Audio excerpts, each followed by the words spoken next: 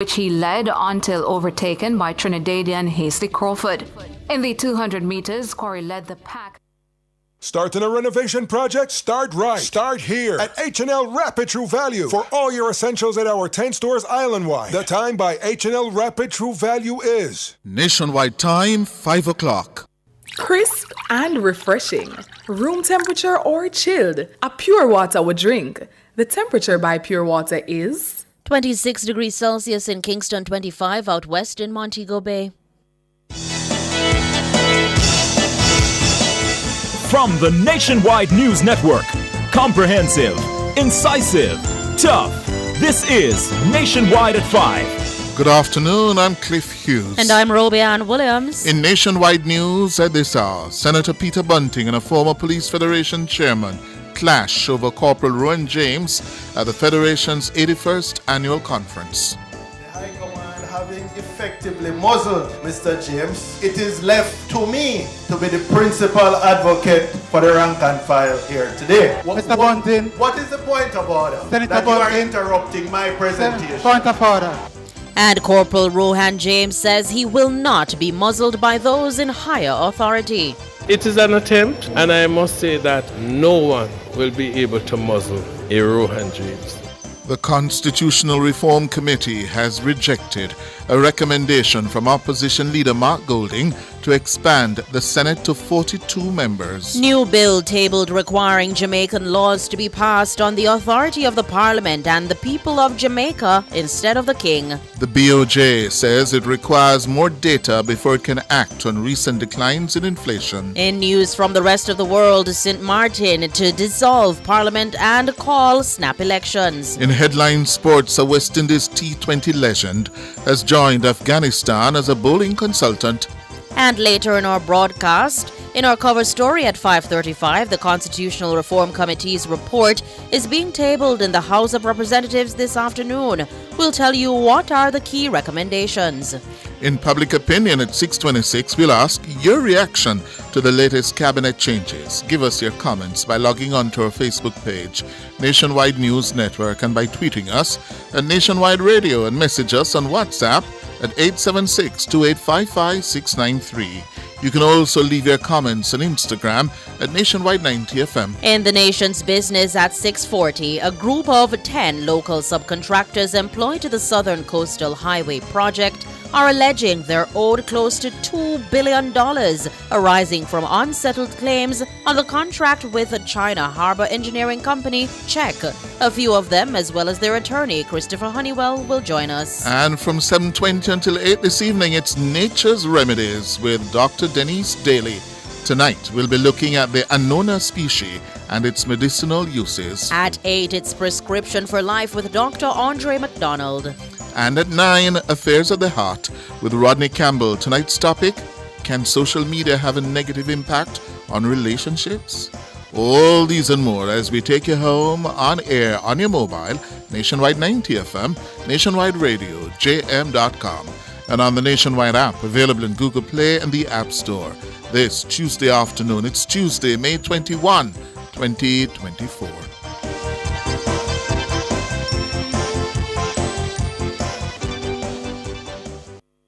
News at 5 is brought to you by KFC Hot Wings. Available in hot and spicy barbecue. KFC Hot Wings, a wing for the win.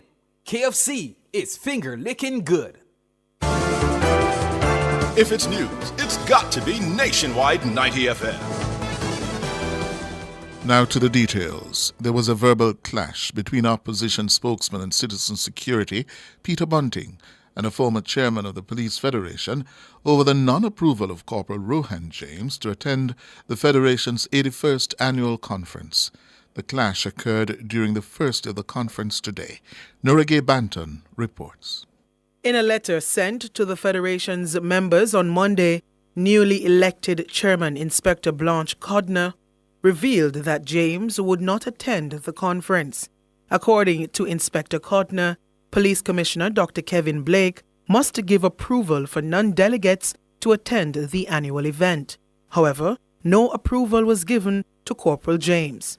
James is currently before the court after being interdicted by the High Command over controversial comments he made at a colleague's funeral last year. Corporal James had strongly criticized former Commissioner Major General Anthony Anderson for not paying rank-and-file members of the JCF their overtime pay. During his address at the conference, Senator Bunting posited that Corporal James was being muzzled. I also see a letter going around explaining that the Commissioner did not give permission for Corporal Rohan James to attend.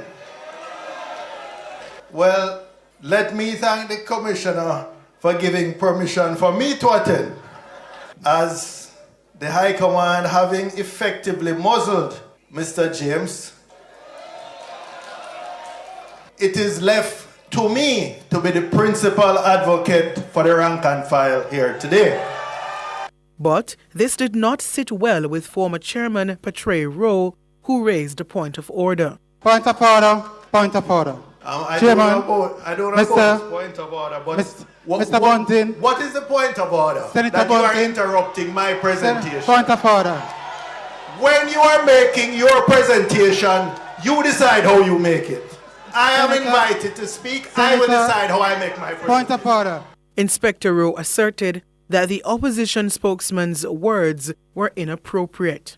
Chairman, I wish to raise a point of order. Senator Bunting is an invited guest to these conferences. Senator Bunting has to make his presentation within the rules of the Constabulary Force Act, which prohibits causing disaffection among members.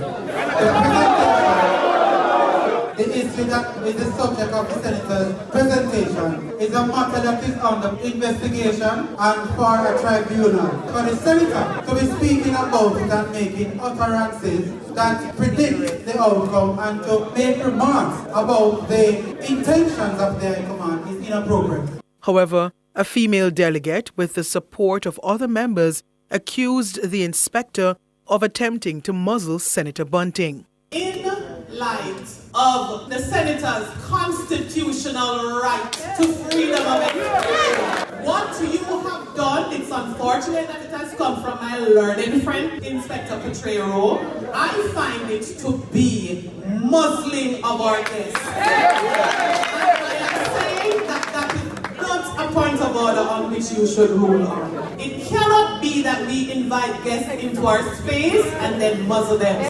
Senator Bunting was allowed to continue his presentation following the intervention of the police commissioner. Nora Gay Banton for Nationwide News. Meanwhile, Corporal Rohan James asserted that he will not be muzzled by those in higher authority. It is an attempt, and I must say that no one will be able to muzzle a Rohan James. I will not be submissive to the pace where the safety and security of the nation is compromised, and for persons who are responsible to not be held accountable for their action and non-action. And when such a missive was sent to the membership, it lends itself for a deterioration of the members' well-being to be placed in mayhem and the nation's security to be placed at risk. The former chairman was eventually seen at the conference during the afternoon session. He says the letter sent to the Federation's members was irresponsible.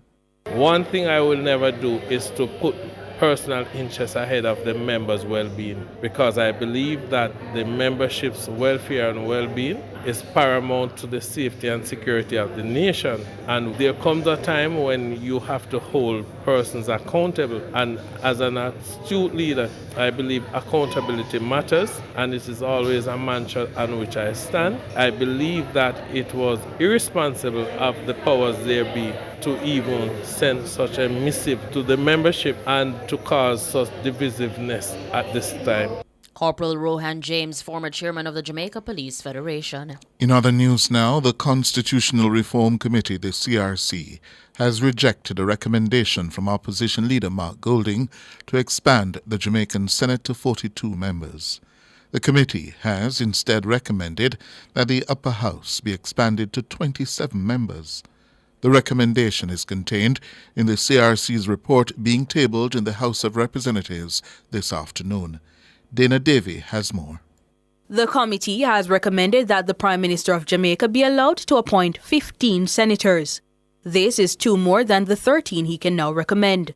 It's being recommended that the opposition leader be empowered to appoint 9 members. This is one more than the 8 he can now recommend for appointment.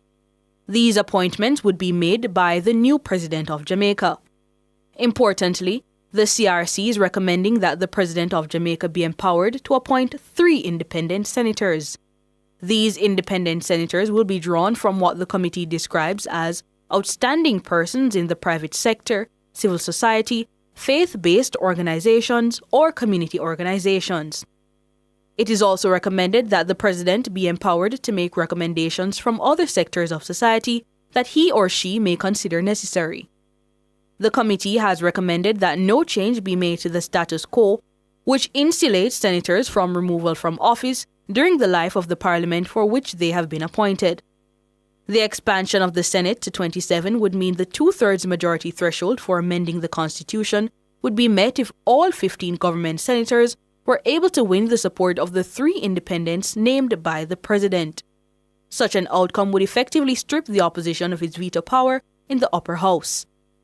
In acknowledging what it says is the difficulty in answering questions about the ultimate accountability of independent senators who do not enjoy popular support, the CRC has recommended maintaining the provision that amending entrenched constitutional provisions would still require the support of at least 1 opposition senator in order to be validly enacted.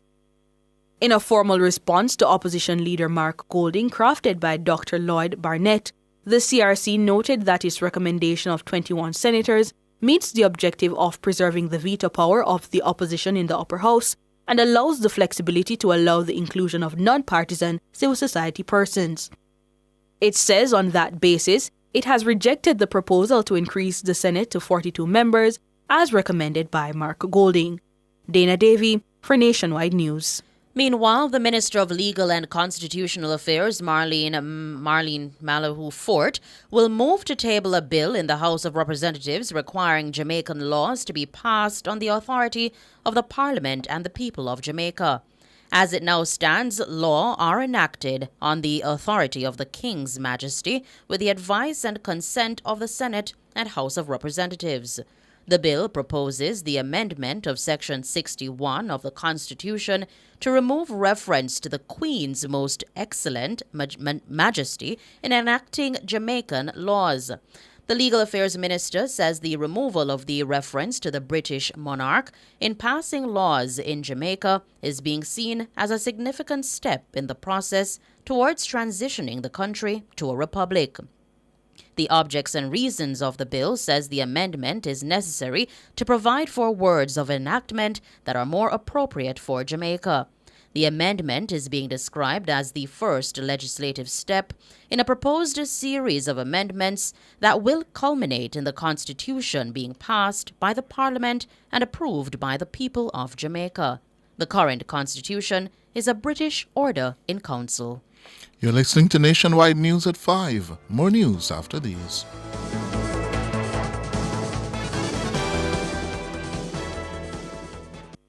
Value Drug Pharmacy offers curbside pickup and delivery of your branded and generic drugs. WhatsApp your prescription to 876-881-6695. The time by Value Drug Pharmacy is 13 minutes after 5.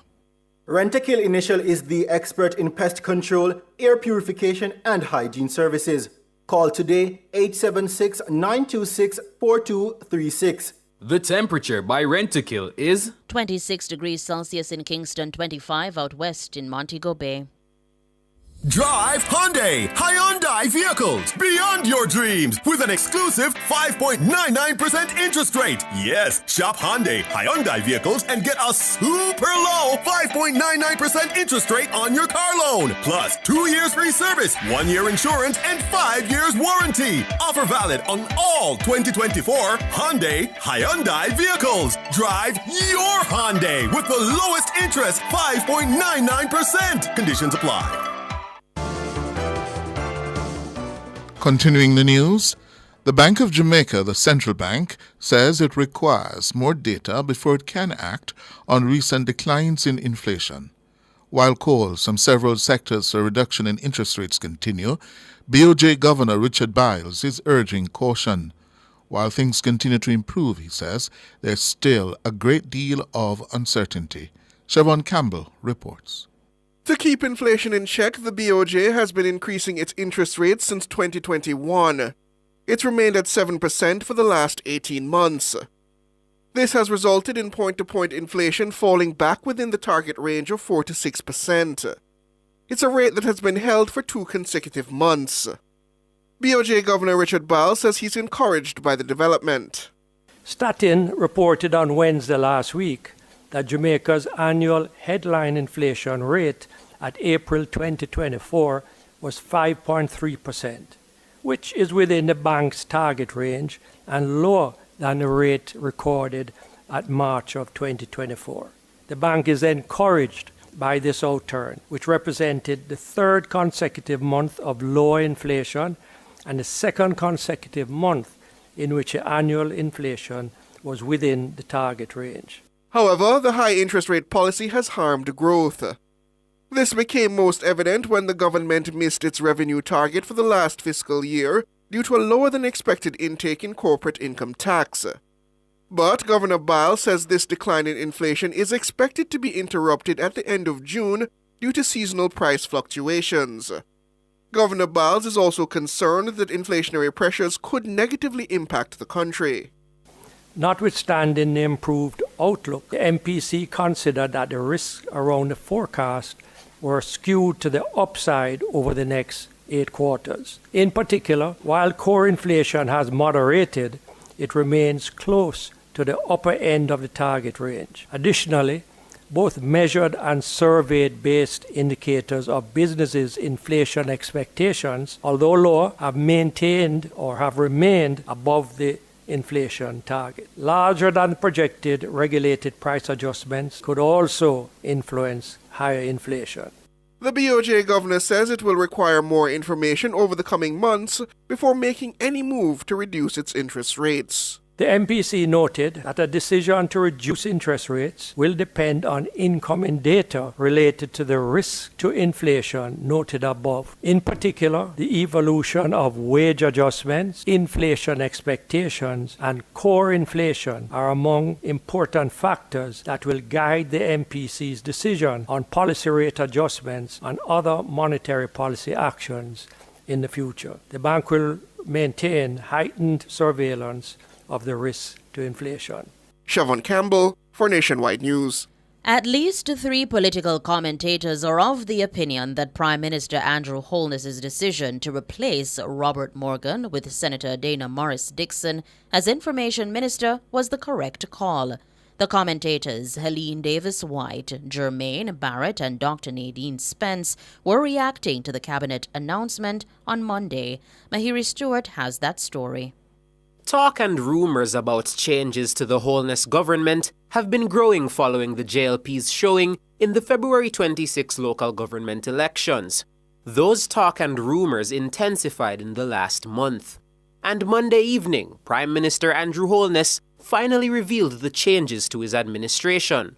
One of the noted changes is Senator Dana Morris Dixon being assigned the information portfolio in addition to her existing duties as Minister with responsibility for skills and digital transformation. Dr. Morris Dixon has replaced Robert Morgan, who now serves as the Minister with responsibility for works. He replaces Everald Warmington, who was sacked in February. Helene Davis White believes Senator Morris Dixon's appointment was the right choice. Mrs. Davis White says the changes were made in reaction to some weaknesses shown by Minister Morgan during his time in the role. I think there was a view that in terms of how they have been communicating their programs and what they deem to be their successes has not gone very well, and that Minister Morgan didn't do a very good job in that area, so that they have sought to put someone in that area who will, deliver in terms of being able to communicate with Jamaicans in a fashion that won't allow for persons to believe that they are being talked down to, which I think was part of the problem that people had with how Minister Morgan communicated.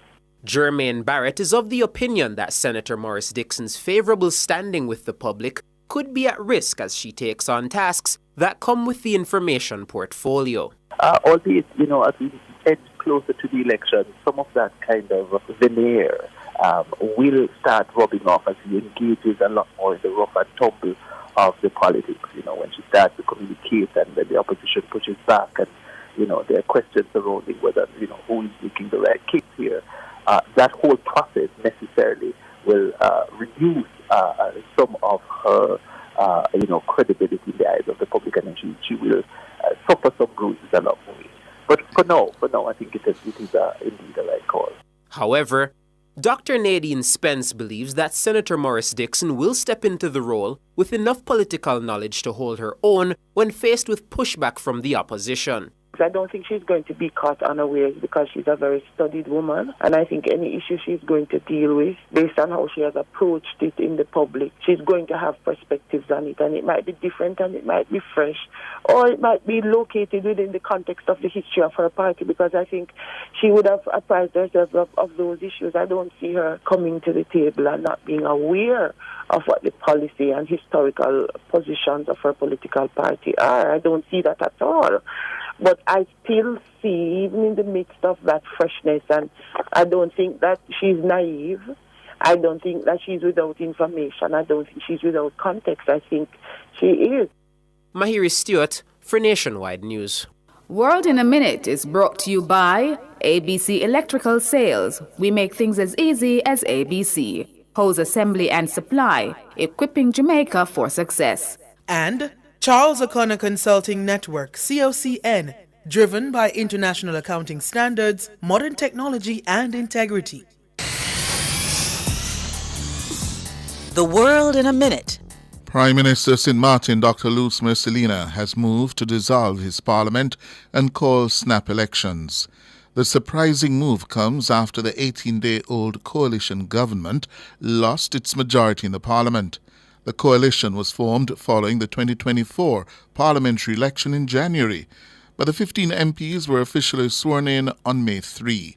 On Monday, former Prime Minister Sylveria Jacobs announced that a new coalition had been formed after MP Kevin Maingret from the Nation Opportunity Wealth Party withdrew his support from the coalition. He has joined forces with Jacobs' National Alliance Party and the United People's Party. Prime Minister Mercelina says Maingret's withdrawal of support is a surprise for all coalition partners. A former fixer and lawyer of ex-President Donald Trump acknowledged on his final day of testimony that he stole thousands of dollars from his former boss's company. The admission from Michael Cohen came as Trump's lawyers sought to uncover as many unsavory details as possible about the past conduct of the prosecution's star witness. Under questioning from lead defense lawyer Todd Blanche, Cohen admitted to stealing tens of thousands from his boss's company. The historic criminal trial seems to be drawing to an end as closing statements are expected to take place next week. Trump is charged with 34 counts of felony, including falsifying business records for allegedly recording reimbursements to Cohen for a hush money payment made to adult film star Stormy Daniels as legal expenses. He has pleaded not guilty. Under questioning, Cohen said he submitted a $50,000 reimbursement request for a payment to the tech company Redfinch. However, Cohen said he repaid the firm only $20,000. World in a Minute was brought to you by ABC Electrical Sales. We make things as easy as ABC. Hose Assembly and Supply, equipping Jamaica for success. And Charles O'Connor Consulting Network, COCN, driven by international accounting standards, modern technology and integrity. Recapping the top stories in Nationwide News at this hour, Senator Peter Bunting and a former Police Federation chairman, Inspector Patra Rowe, clashed today over Corporal Rohan James at the Federation's 81st Annual Conference. And Corporal Rohan James says he will not be muzzled by those in higher authority. No one will be able to muzzle a Rohan James. The Constitutional Reform Committee has rejected a recommendation from Opposition Leader Mark Golding to expand the Senate to 42 members. New bill tabled requiring Jamaican laws to be passed on the authority of the Parliament and the people of Jamaica. I'm Cliff Hughes. And I'm Robianne Williams. You can find the news on our website at nationwideradiojm.com and on the Nationwide app available on Google Play and the App Store. News next, the headlines at 6.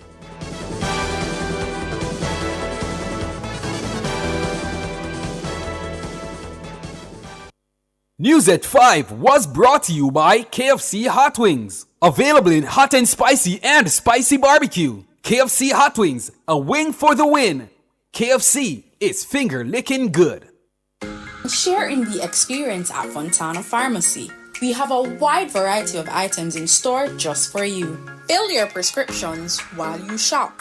And senior citizens enjoy 10% off. Shop household, cosmetics, toys, and many other departments. We also offer curbside pickup and delivery. Visit our website at fontanapharmacy.com. Fontana Pharmacy, where it's all good inside. Hello, good afternoon, and welcome to Sports here on Nationwide 90 FM. I'm Wayne Walker. The West Indies cricket team today wrapped up its first training session since arriving in Jamaica for the 3-match T20 International Series against South Africa.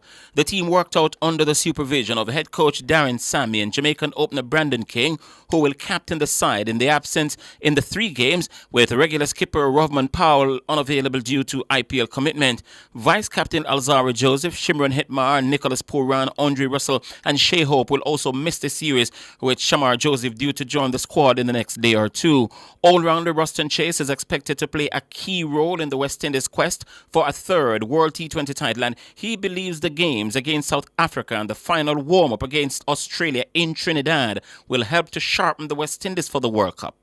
Well, obviously, it's a series leading up to the World Cup, so we had the camp in Antigua. The guys have had some good preparation, so we're really looking forward to it. I think it's just a chance for us to get our combinations and our tactics right leading up to the World Cup, so it's just a good run-up for us. Chase says it's a shame Jamaica will not be hosting any of the World Cup games, but he's calling on the fans to show their support in numbers for the 3 games against the Proteas. Yeah, well, playing in Jamaica is always lovely. I haven't played here for a while, so I'm looking forward to the fans and stuff coming out, because the last series when we played here that I played, it was around COVID time, so it wasn't much fans in the stands and stuff like that. So, obviously it's a bit more adrenaline rush when you have stands and stuff to entertain. So I'm looking forward. I hope there's a big crowd that come out and give us that support so we can have that 12-man advantage. West Indies all-rounder Ruston Chase speaking with Nationwide Sports after training this afternoon. The games are scheduled for Thursday, Saturday and Sunday at Sabina Park, and the South Africans are just about now wrapping up their first training session at the match venue. Commonwealth Games champion Rashid Broadbell and many-time national 400 meters champion Stephanie Ann McPherson have been added to the lineup of stars down to compete at the big Racers Grand Prix at the National Stadium on Saturday, June 1. The addition of Broadbell, who's also the national champion, pits him against the reigning Olympic champion Hansel Parchment in what should be a cracking men's sprint hurdle showdown. McPherson will now join an already impressive 400 meters field, which includes the red-hot Stacey Ann Williams, Candice McLeod and Cherokee Young. The Racers Grand Prix, which is a World Athletics Continental Silver, will be headlined by a super showdown in the men's 100 meters, where the world champion Noah Lyles of the United States will clash with Oblique Seville and Zarnell Hughes and Africa's fastest man Ferdinand Amaniala. Reigning world indoor 60 meters champion Julian Alfred will square off with Alana Reid and Ramona Burchell in the women's 100 meters. Other top names down to run at the meet are the versatile World Junior 400 meters hurdles record holder Rashawn Clark, World 400 meters champion Antonio Watson, champion Allison, Megan Tapper, Abby Steiner, 60 meters hurdles world record holder Devine Charlton and Akira Nugent. Ticket prices range from $5,000 for finish line seats to $3,000 for grandstand to $500 for bleachers. The meet is set to start at 7 p.m. Nagohead of St. Catherine ended the penultimate day of the InSports Devon Biscuits Primary Schools Athletics National Championship with a 28.5-point lead over the defending champions License after 23 of 40 finals at the National Stadium. Nagohead, who are the central champions, have amassed 117 points, well clear of License of St. Thomas, 97.5 points. Greater Portmore are sitting in third with 68, while Halfway Tree Primary, they're fourth with 52. St. Richard's complete the top 5 on 49. 5 records were broken on the second day, and in the first final of the day, Yashika Lewis of Gregory Park broke the girls' cricket ball open throwing with 49.22 meters, well over the previous mark of 44 meters 45, held by Tahisha Brown of License Primary since 2023. Nicolette Brown of St. John's Primary erased the girls' long jump open to a record with a leap of 4 meters 61, while her schoolmate Adana Creary broke the 70 meters hurdles record, clocking 11.52. The promising Kanisha Robinson of Nagohead broke the girls' Class 2 300 meters record, stopping the clock at 43.32 seconds, erasing Tashira Johnson of Exchange Primary's mark of 43.43 set in 2022. Licensed Primary from St. Thomas won the girls' Class 1 4x100 meters relay on the second day of the Primary Schools Championship, and the license won with 52.24 seconds. Windward Road was second, 52.55, and St. Patrick's third, 52.75. And it's Windward Road that has the lead. St. Francis just now. And she features her license holder. The car finishing license primary. Let me know Windward Road. And we take license primary. One for her. And she's also Windward Road. Yeah, commentary courtesy of Track Alerts. And finally, in sports at this time, it's now time for the nationwide Olympic Fact, and it's sponsored by Fontana Pharmacy. This is Nationwide's Olympic Facts, brought to you by Fontana Pharmacy. It's all good inside. Did you know that Jamaica is the only country to have athletes finishing first, second, and second in a final at the Olympic Games? Yes, that's a fact. Jamaican athletes finished 1-2-2 in the women's 100 meters final at the 2008 Beijing Olympics. Shelley and Fraser Price took gold in 10.78 seconds, and Sharon Simpson and Karen Stewart both finished second with identical times of 10.98 seconds. That was Nationwide's Olympic Facts, brought to you by Fontana Pharmacy. It's all good inside.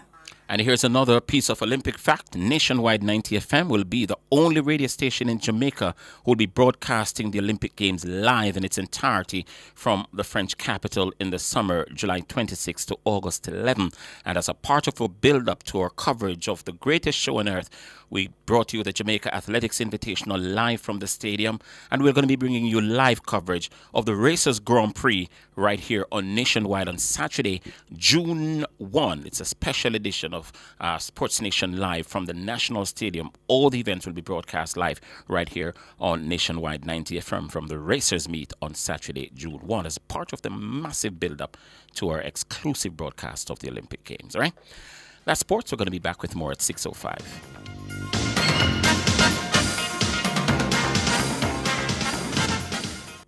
Hyundai, the home of modern, premium, affordable vehicles. Call us at 876-630-1511. The time by Hyundai is 5:32.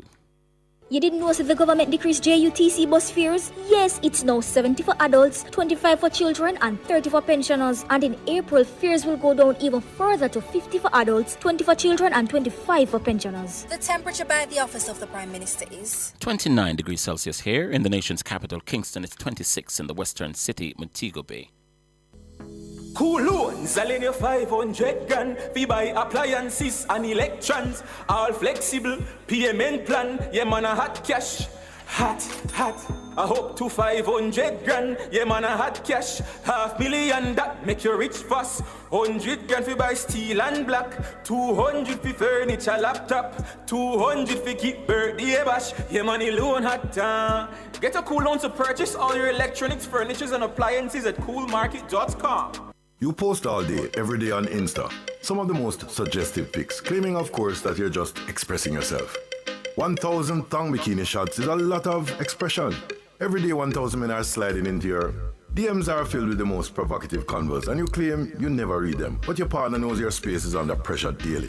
She's watching every pic you like, every comment you make, and comparing looks. She even knows who likes your pics. Insecurity, infidelity, increased arguments, invasion of privacy. How can any couple survive it? Join me, Rodney Campbell, every Tuesday from 9 to 10:30 p.m. for Affairs of the Heart, right here on Nationwide 90 FM. This Tuesday's topic: how much does social media ruin good relationships? Affairs of the Heart is brought to you by Supermed Pharmacy. Super happy, super healthy, Supermed. Do you have a consumer-related issue? Want to learn more about matters concerning you as a consumer? Well, keep it locked to Nationwide 90 FM for the Consumer Hour with me, Nora Gay Banton. Weekdays from 9 to 10 a.m. For all your consumer-centric matters, stay tuned to the Consumer Hour on Nationwide 90 FM, a revolution in media. Cover Story is brought to you by Hyundai. Modern, premium, affordable vehicles.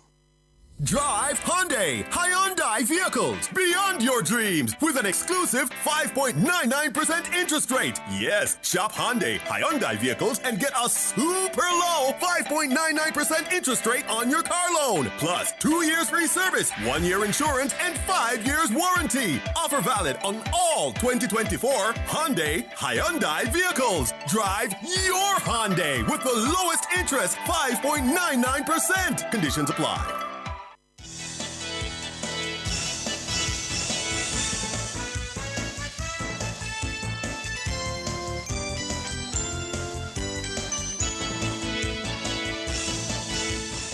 Good afternoon. Thank you so much for joining us here Nationwide at 5. I'm Cliff Hughes. Good afternoon, listeners. I'm Ricardo Brooks. Good afternoon, Cliff Hughes. Good afternoon, Ricardo Brooks. How are you? I'm good, and you? I'm doing well, thanks. Oh, happy to know. Well, this afternoon in the cover story, we're going to be looking at the report of the Constitutional Reform Committee, which was tabled in the House this afternoon. Yes? And it's here. We have a copy that we're going to be posting to our website. Indeed. Right? In short order. So you may go online and read it. At a glance, I've not a chance to read it. Ricardo has been pouring through it while I try to do some work. Okay, all right, fine. All right, I'll take that. But the language seems very simple. Which is a good start. Yes, It's a good start. I noticed that. That it's not, highfalutin legalese. Yes. Yeah? And that will be important because this document, listeners, every Jamaican needs to become familiar with it, become familiar with the recommendations, because ultimately, certainly, on the major recommendation, which is that Jamaica becomes a republic, the people of Jamaica will have to decide that matter. Yes. So when will it be on our website? I'll have it up before the end of the day, yes. Okay, good. All right, so we can't read through all 100 and plus pages, yes? No, it's 52 pages. Yes, the report is 52 pages. Right. So we're going to direct you to the website. We're going to go through what we consider to be the major recommendations, beginning with the replacement of the monarchy with a republic, 4.1. It says, removal of the British monarch as head of state and as part of the parliament. It is no longer considered appropriate for Jamaica's form of government to be a constitutional monarchy where our sovereign is a king of England.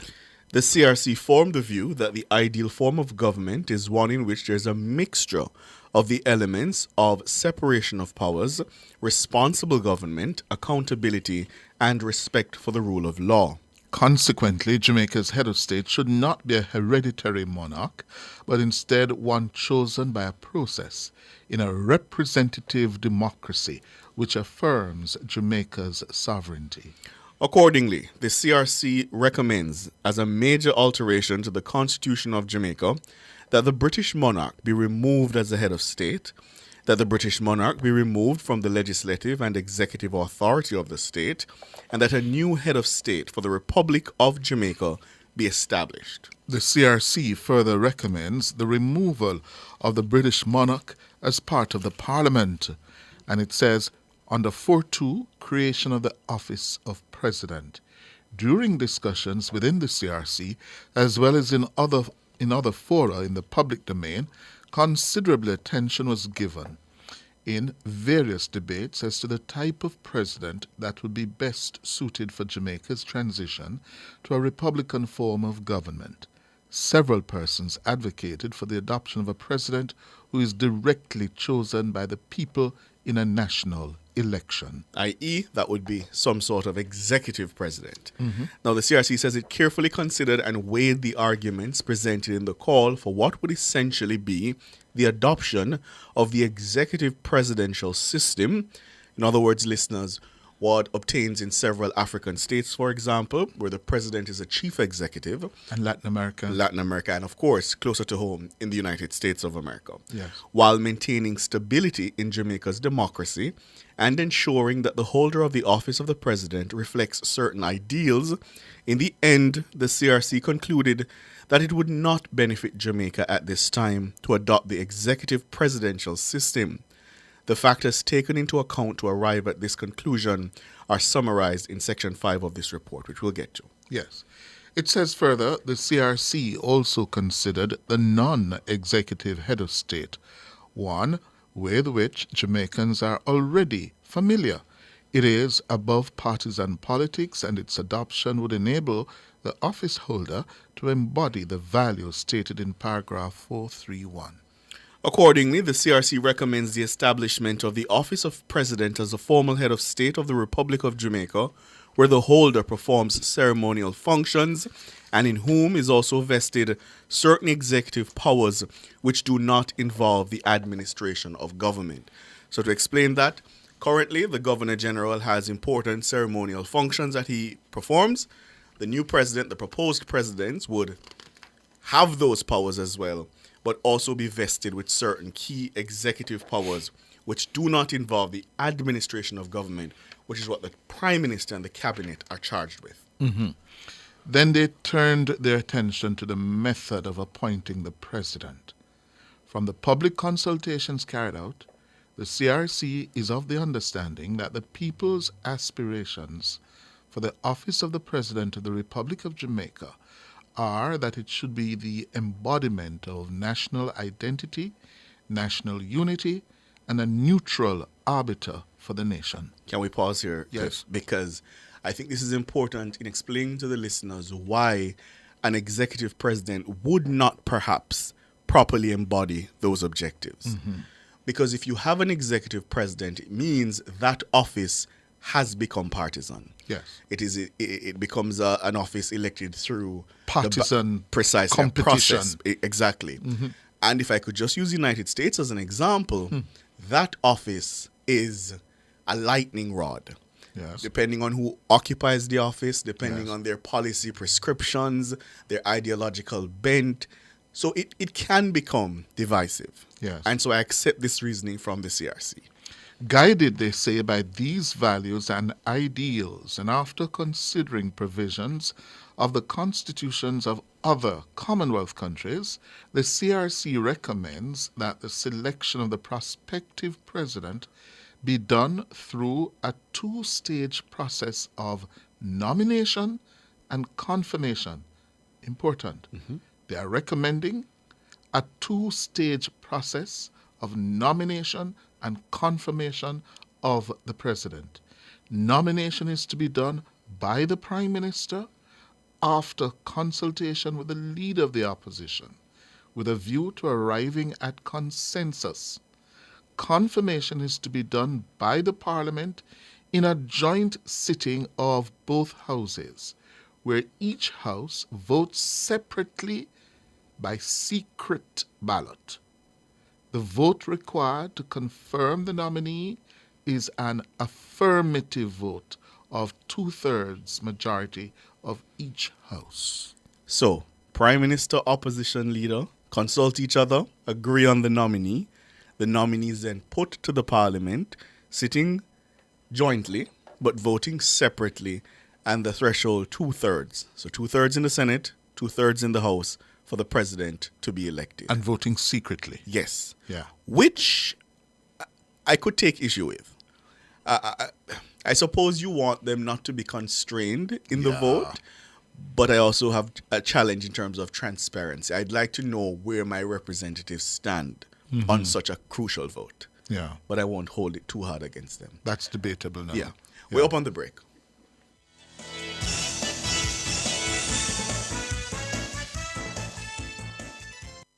Clearing personal, non-commercial shipments at the port? Avoid the wait. Request a contactless clearance through your agent today. It's more efficient. It's secure. The time by the Jamaica Customs Agency is 5:44. Invest in Jamaica and make your money grow. Invest in Mayberry Jamaican Equities Bond, a safe and purposeful way to invest. How? We carefully invest your funds in top local companies, empowering you to profit from multiple businesses, not just one. With a minimum investment of just $20,000 and an interest rate of up to 10.5% per annum, it's more than just growth. It's profit with purpose. Discover more at www.profitwithpurposeja.com or contact your investment advisor for full details. Profit with purpose. Invest with Mayberry.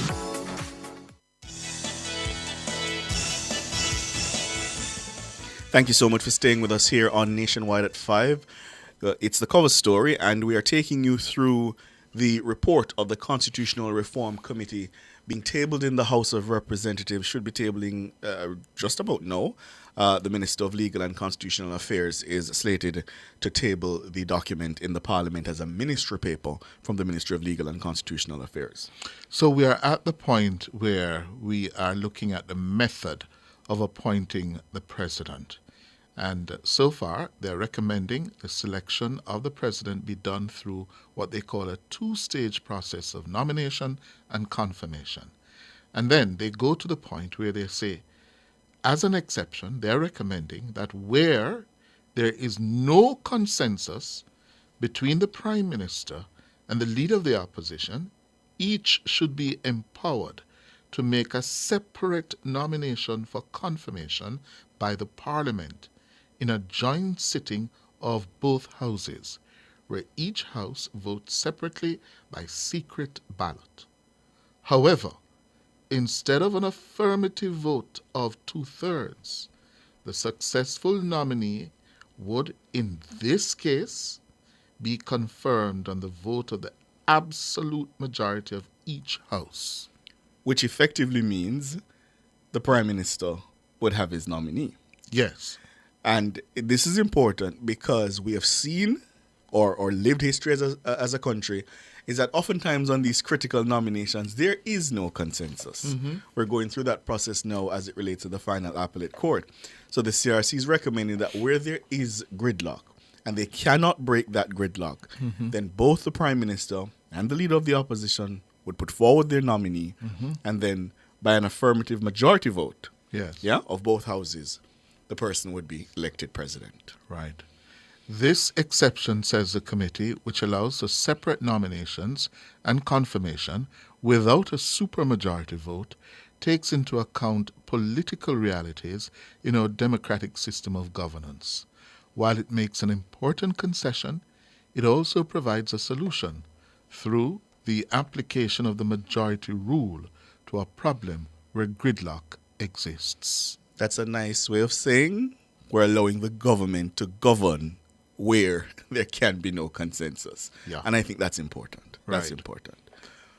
Now, required qualifications for the holder of the office of president. And they say, having considered the qualifications which should be prescribed for the holder of the office of the president, they recommend that the president must be a Jamaican citizen by birth or descent, be ordinarily resident in Jamaica and be permanently in Jamaica for at least 10 of the last 15 years preceding the nomination.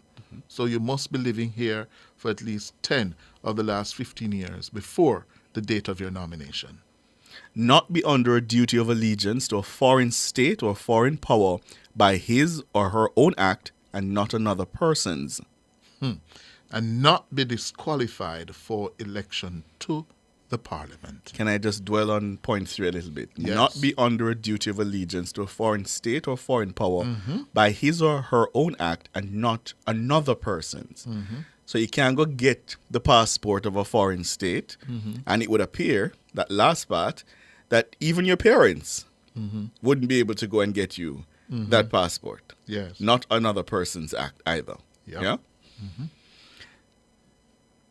In including the criterion of citizenship by descent as a qualification for selection as President of the Republic of Jamaica, the CRC noted that Section 3 of the Constitution currently provides that a person may obtain Jamaican citizenship by descent with no limit as to the degree of descent.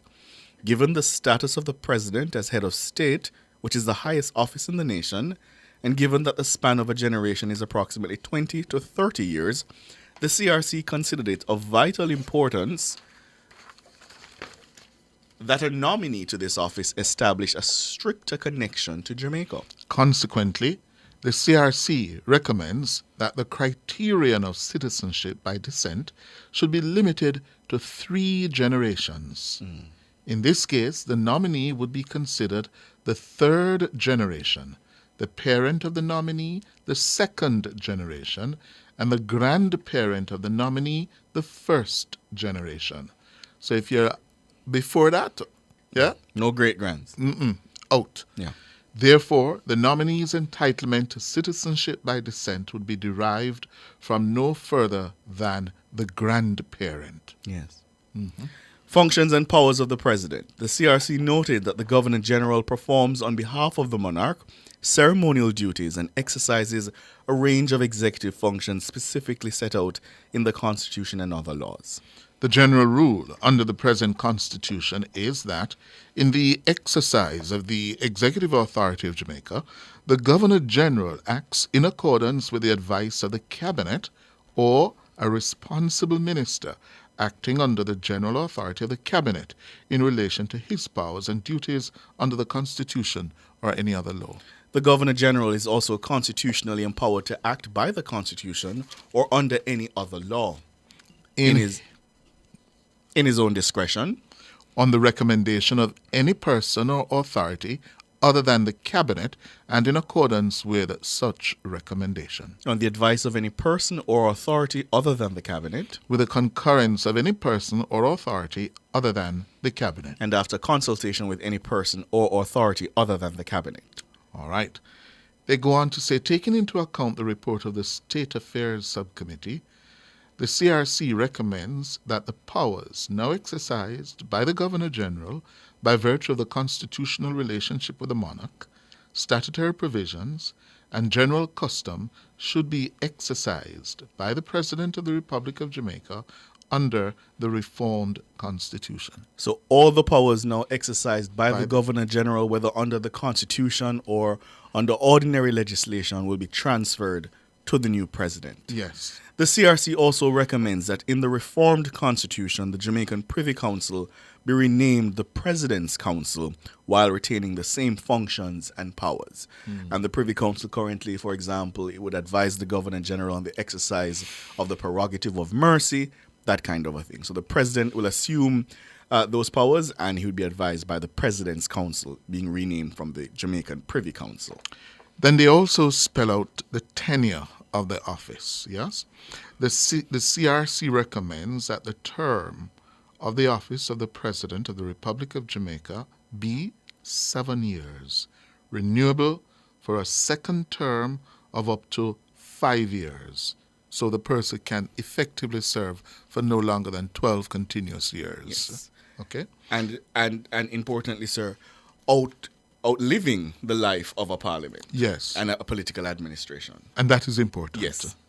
The periods are recommended to reduce the probability of the term of the president coinciding with the term of the full life of Parliament. Yes? And to allow for some continuity in the office of the president in the event of a change in political administration. Yes. That is a safeguard. Yes. To maintain some semblance of stability. And to put the office above the partisan fray. Yes. Yeah. The CRC also recommends that the appointment for a second term should be confirmed by the Parliament using the same process for the original appointment as set out in paragraph 432. The CRC further recommends that the process to select a new president should commence at least 1 year prior to the end of the prescribed tenure of the incumbent to complete the process of selection in sufficient time to ensure a smooth transition and formal handover of office. And that is important. So we do have a process where a recommendation is rushed through the parliament and it becomes, messy. Yes, so that's important. Immunity. Yeah? What will this president be immune from? A big talking point now, subject matter in the United States. Yes. In considering whether and to what extent protection from suit and prosecution should be granted to the president within the Jamaican context, the CRC examined a number of provisions in other constitutions and concluded that such protection was necessary in specified circumstances to preserve the high standing of the office. Consequently, the CRC recommends that the president should be granted immunity from suit and prosecution in respect of 1. The performance of the functions of the office or any act done by the president in respect of the functions of the office. Any act not involving treason, fraud, and or violence committed during the term of office. Trump couldn't survive here. Could not. Could not. The CRC also recommends that during a president's term of office, no process, summons, or warrant should be issued or executed against the president, and any period of limitation prescribed by law should not include the period served as president in calculating or determining the time within which proceedings may be brought against the office holder. Resignation. Section 137 of the Constitution makes provisions for the resignation of any person who is appointed, elected, or selected to any office established by the Constitution, including the office of the Prime Minister or other minister or parliamentary secretary, and specifies the process by which such resignation would take effect. Since the selection does not specify the Governor General, the CRC recommends that the provision be modified in the reformed Constitution, that means a new Constitution, to specifically provide for the resignation of the President of the Republic of Jamaica and the process by and period in which such resignation would take effect. The CRC further recommends that the instrument of resignation of the President must be addressed to the Speaker of the House of Representatives and President of the Senate, with copies sent to the Prime Minister and the Leader of the Opposition. If there is a temporary vacancy in the office of the President, the CRC recommends that the Constitution should make provision for the appointment of an acting president from among the custodies by the Prime Minister or rather after consultation with the Leader of the Opposition in circumstances where the President is incapable of performing the functions of office by reason of absence from Jamaica, illness, or any other cause.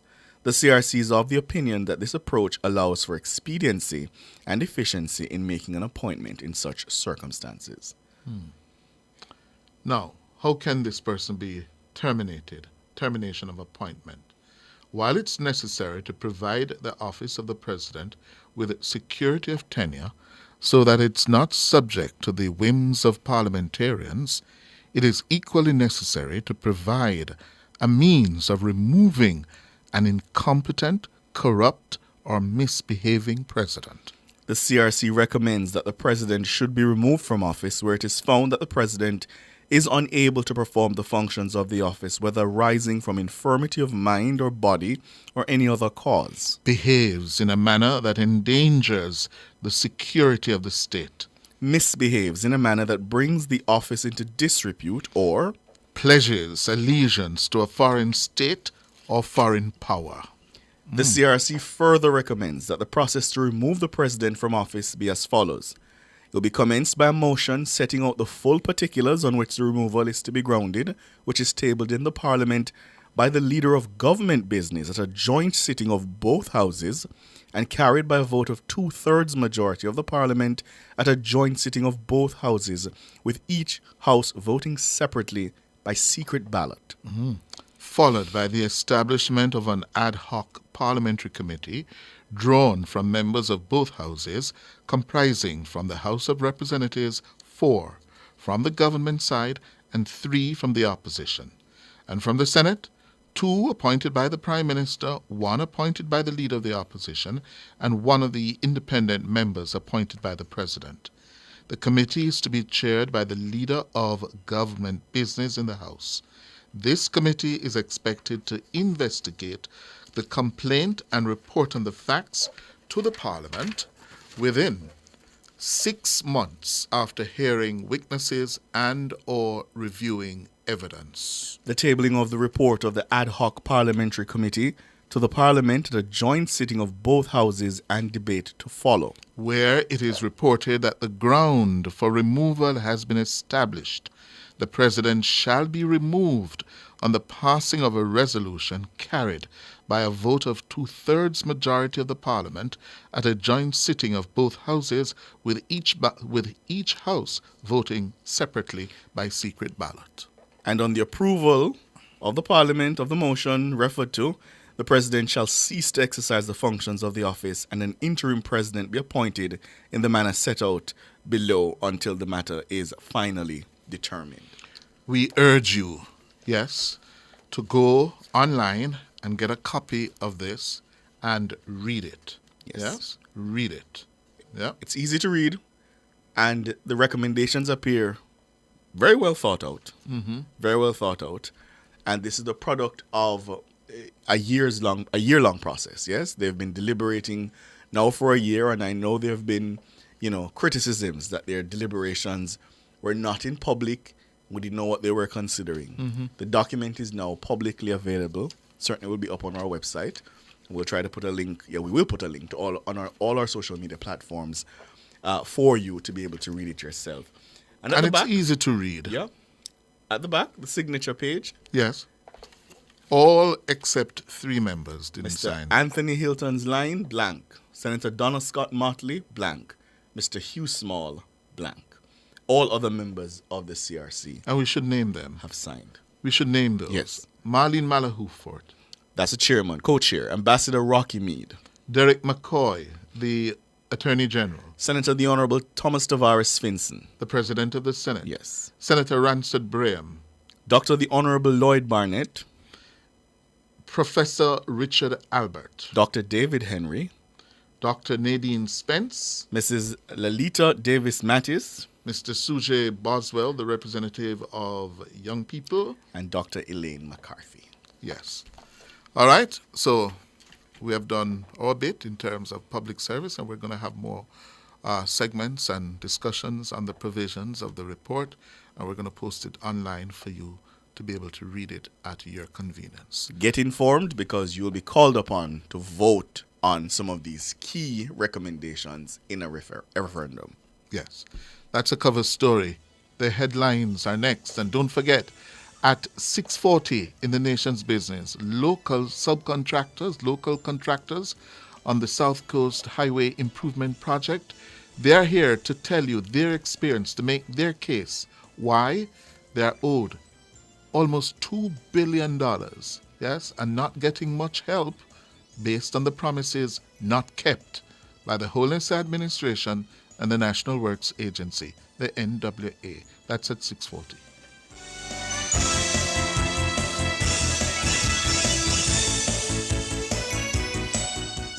Cover Story was brought to you by Hyundai. Modern, premium, affordable vehicles.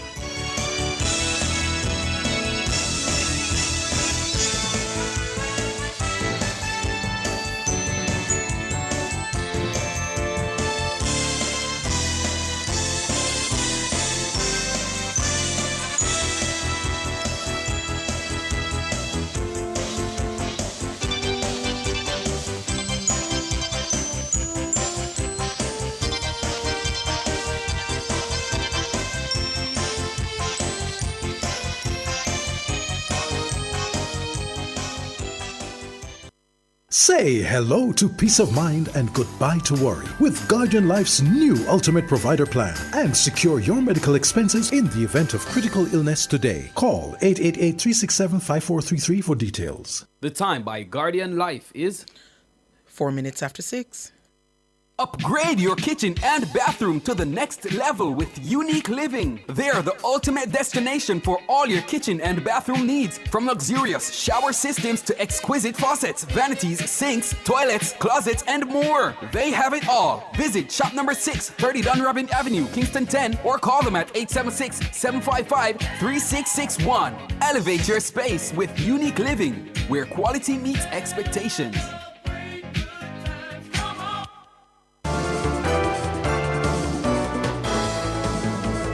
Nationwide headlines at 6. Good evening. With the headlines at 6, I'm Norige Banton. The Overseas Examinations Commission, OEC, says a decision to remove 4 syllabi from secondary schools across Jamaica has not yet been made. This follows a report from the Caribbean Examination Council, CXC, that it will be suspending 4 subjects at the Caribbean Secondary Education Certificate, CSEC, and the Caribbean Advanced Proficiency Exam, CAPE levels, effective September 2025. The subjects are Mechanical Engineering, Agricultural Science, double award, Green Engineering, as well as Electrical and Electronic Engineering and Technology. But in a release to the media on Tuesday, the OEC says the decision is not final. It says though CXC plans on suspending the subjects, schools still have the option of keeping them in the curriculum under certain conditions.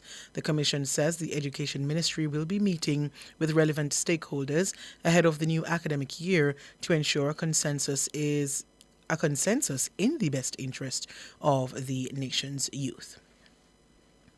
Prime Minister Andrew Holness is dismissing what he describes as false narratives which suggest that his government is not doing enough to transform the country's health sector. The Prime Minister was speaking at a JLP Area Council meeting in Old Harbour, St. Catherine on Sunday. Shalois Michael reports. On Sunday, opposition spokesman on health, Dr. Alfred Dawes, accused the government of creating a series of public relations blitzes aimed at overshadowing the harsh realities plaguing the health system.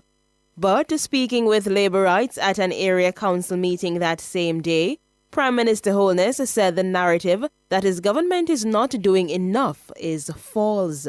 In the last 30 years, we haven't built any new hospitals. But if you listen to the conversation, it would be like nothing is happening in health. They will raise issues about you go to the hospital, you can't get this. And the waiting time. Yes, these are issues. And we don't trivialize them. So the first order of the business is the government must run the economy well. Then it has that dividend from the economy that it converts into the expansion of the infrastructure that can make your life better. That is what we have done. Yet, you are being fed a false narrative that some of you have consumed. Prime Minister Holness made mention of the long-awaited rebuilding of the Cornwall Regional Hospital in St. James.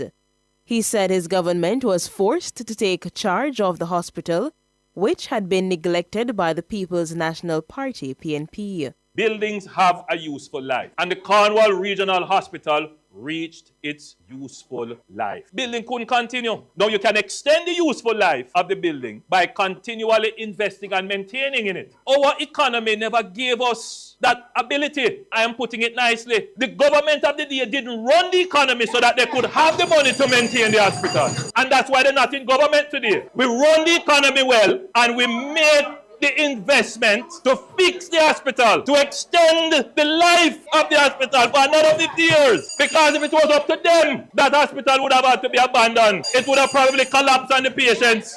The Prime Minister touted his administration's efforts to improve the country's health system. We took on a Herculean task to go and repair that building. And then right behind it, we are doing a new construction of a new hospital. Brand new hospital. We are the ones that are making the improvements to the hospitals. And I've not even said what we have done in terms of expanding the human resources in health, in terms of more posts for doctors and nurses. That is what we have done.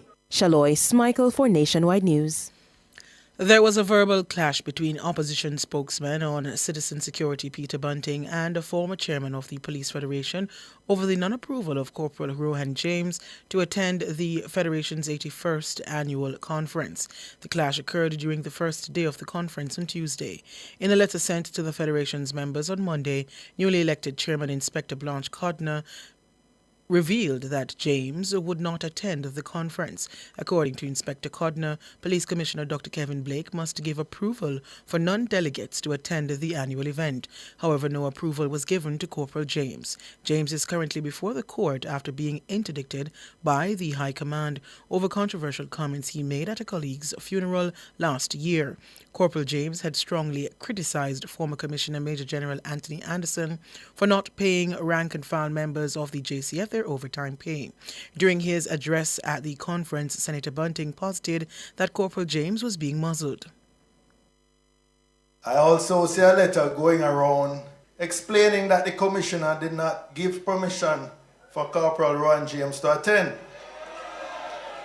Well, let me thank the Commissioner for giving permission for me to attend, as the High Command having effectively muzzled Mr. James. It is left to me to be the principal advocate for the rank and file here today.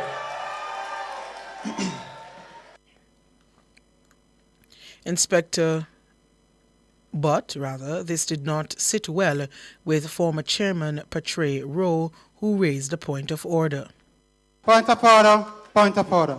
I Chairman, don't oppose point of order, but Mr. Bunting. What is the point of order? Senator that Bunting. You are interrupting my presentation. Point of order.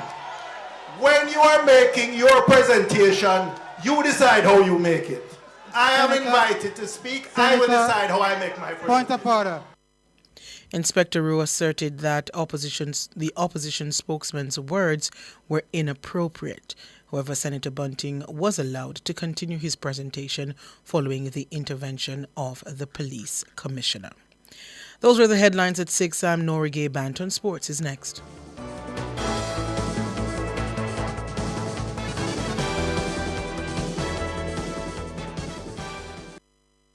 Touching lives every day, so many different ways, a part of all you do.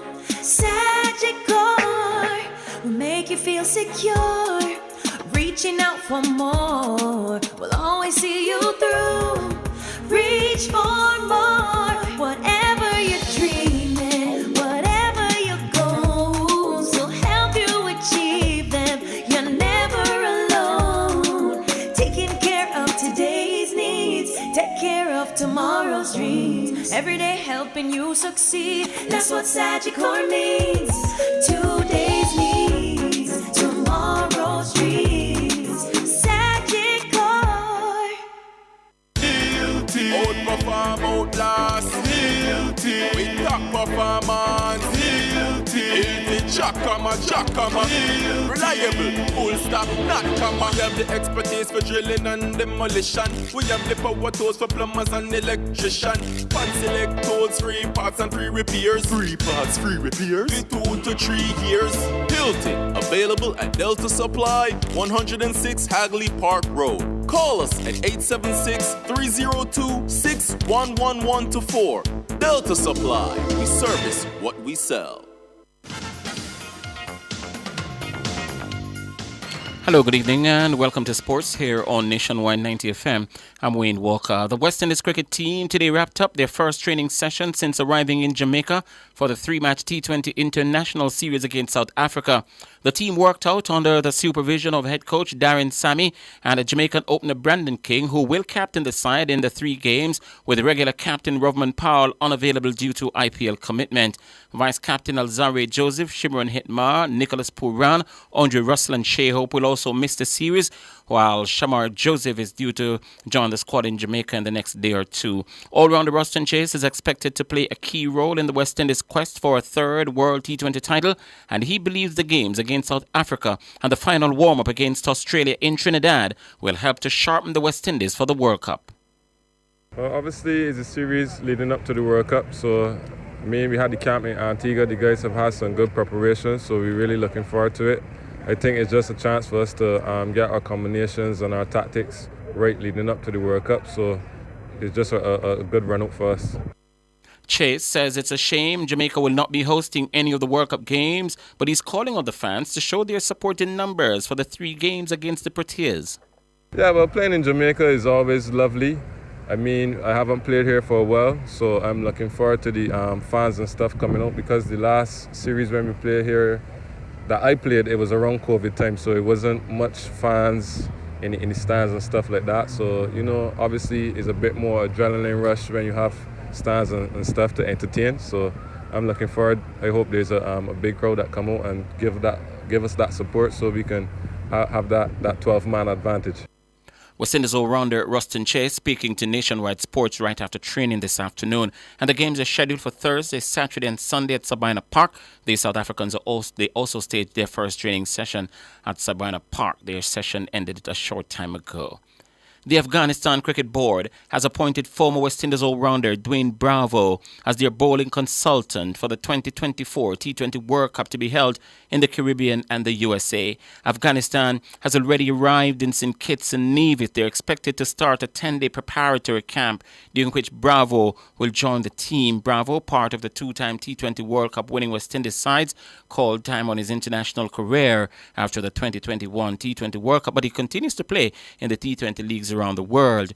Earlier this year, he featured in the International League T20, where he played for the eventual champions, MI Emirates. He currently is a leading wicket taker in T20 cricket with 625 scalps in 573 games. Amazing. Apart from his playing experience, Bravo is also the bowling coach of the five-time IPL champions Chennai Super Kings, a position he took over after retiring from the IPL in December of 2022. Afghanistan played their first warm-up game against Oman on May 29, and this will be followed by the second one on March 31 against Scotland. At the World Cup Afghanistan, they're placed in Group C alongside the West Indies, New Zealand, Papua New Guinea, and Uganda. They start their campaign against Uganda on June 5 at Providence in Guyana. Commonwealth Games champion Rashid Broadbell and many-time national 400 meters champ Stephanie Ann McPherson have been added to the lineup of stars, down to compete at the big Racers Grand Prix at the National Stadium on Saturday, June 1. The addition of Broadbell, who's also the national champion, pits him against the reigning Olympic champion Hansel Parchment in what should be a cracking men's sprint hurdle showdown.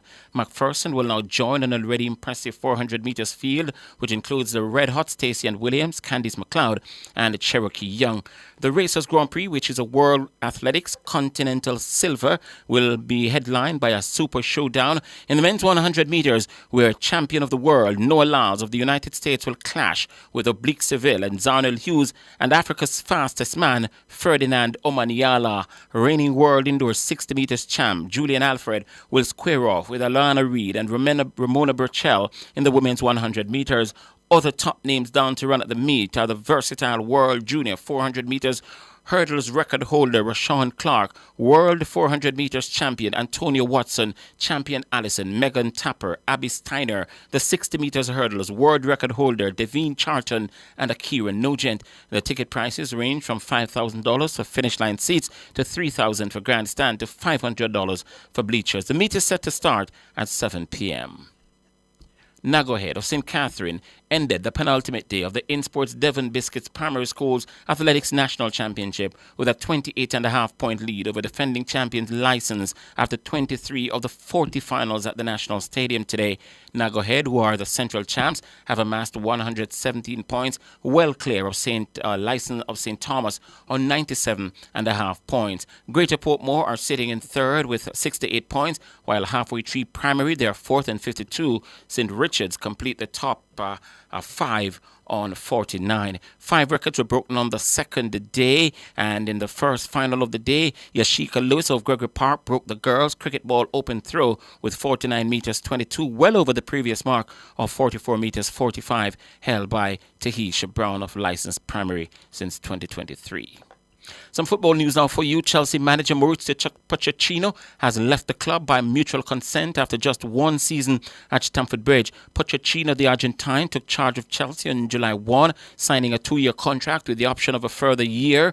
He was under pressure after an underwhelming first half of the season, but a run of 5 successive wins to end the season ensure they finished 6th in the Premier League. Chelsea were also runners-up in the Carabao Cup, and they reached the semi-finals of the FA Cup. And you know what? They're also in the Europa Cup for next season. Chelsea will now search for a successor and have expressed recent interest in Ipswich manager Kieran McKenna, Sporting's Ruben Amorim, and Burnley's Vincent Kompany. Pochettino was Chelsea's sixth permanent manager in 5 years, following the sacking of Thomas Tuchel and Graham Potter, which led to Frankie Lampard taking charge on a temporary basis at the end of the 2022-23 season.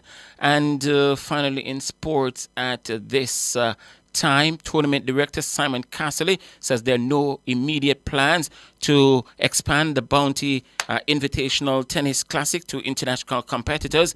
The 3-day tournament, which ended at Couples and Ultra Race, is an invitational competition for Jamaica's best players. Casserly says if it's not broken, why fix it? This tournament has always been perceived as a national event, and we haven't invited any overseas players, but it's definitely something to think about. I don't know that we want to do that because it's supposed to be just a weekend event. It's not a week-long event. So we want to keep it tight. We want to keep just the best players, and we play Friday, Saturday, Sunday. I like the format the way it is now because a lot of people look forward to this. It's eagerly anticipated, and I don't see us going regional right now. Right. I like what we have here. Simon Casserly, Jamaica's number one tennis player, Blaise Bicknell, secured the men's singles title. The ladies' singles title went to Shani James of Montego Bay. And that will do it for sports. No, there you go. We have an Olympic fact, I think we do, yeah? So let's take that. And it's sponsored by Rainforest Caribbean. This is Nationwide's Olympic Facts, brought to you by Rainforest Caribbean. Make delicious moments. Did you know that only one of the 88 medals won by Jamaican athletes in Olympic history has come outside track and field? Yes, that's a fact. At 23 years old, David Weller won bronze in the men's 1 kilometer cycling time trial at the 1980 Games in Moscow. That was Nationwide's Olympic Facts, brought to you by Rainforest Caribbean. Make delicious moments. That's sports.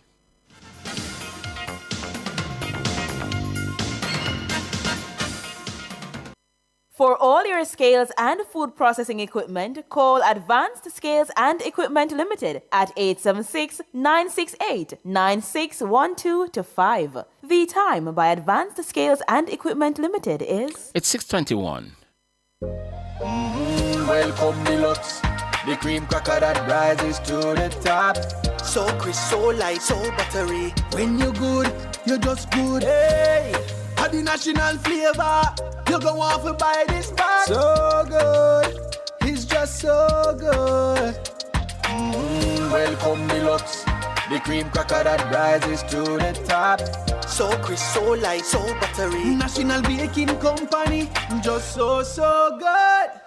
If you save, pay, borrow, invest, or insure with NCB, now it's time to own a part of the NCB Financial Group Limited in its additional public offer. For as little as $6,500 in the general pool, you can own shares in the business built on strong performance and making life better for all Jamaicans. Invest in our future. Invest in your future. Offer opens May 6 and closes May 27. Apply for shares at goipo.jncb.com. Conditions apply. KFC hot wings, a wing for the win. From your taste one wing, there's just no stopping. KFC hot wings, it's finger licking, spicy or barbecue. Which one you picking? Good for have on the go. Any flex, any link. Best wing, best believer. We said the thing long lasting flavor. We stay winning. KFC hot wings, a wing for the win. KFC hot wings, delicious, irresistible. Enjoy a 10-piece combo or 25-piece party bucket today in hot and spicy or spicy barbecue. KFC hot wings, a wing for the win. Public Opinion is brought to you by Cleasing Industrial Supplies Limited, Industrial Automation and Control Solutions.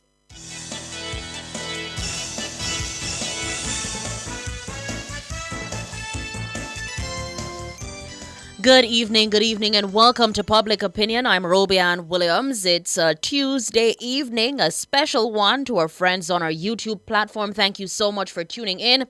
You know we like to hear from you, so we ask you to weigh in live in the comment section on today's Public Opinion. So Prime Minister Andrew Holness has made some changes to his administration. Effective Tuesday, May 21, that's today, Senator Dana Morris Dixon will be she now is the new minister with responsibility for information, in addition to skills and digital transformation. Now she replaces Robert Morgan, who is reassigned to the Ministry of Economic Growth and Job Creation with responsibility for works. Senator Abka Fitz-Henley is the new parliamentary secretary in the office of the Prime Minister. In making these changes, Prime Minister Holness says the adjustments will assist his administration in delivering his policies and programs to the people more efficiently. So in public opinion, we want to know what you think about these changes, your reaction to the latest cabinet changes. I think his decision to do that, he's just doing that for a while. I don't think it would be long term. I think it's a political move. I think he understands that there's a lot of pressure being placed on the party, and he is trying to appease the people. I don't think he should have, but he decided to, so I won't kill him at no time. All right, the views of the people right there, but we're moving on over to our social media platform, and then we go to YouTube. Starting on X, Tevin Johnson says it's a good move. With these changes, the government work and message will reach the people more on every platform. Prosperity Train says it's a welcome change, and they will all do well in their respective roles. Liasa Gray says, no, so Nesta and Warmington lose what they never really had? Wow, okay. Don O'Mealy is yawning. I don't know. Don O'Mealy is yawning. I don't know what he's getting at that with that comment there.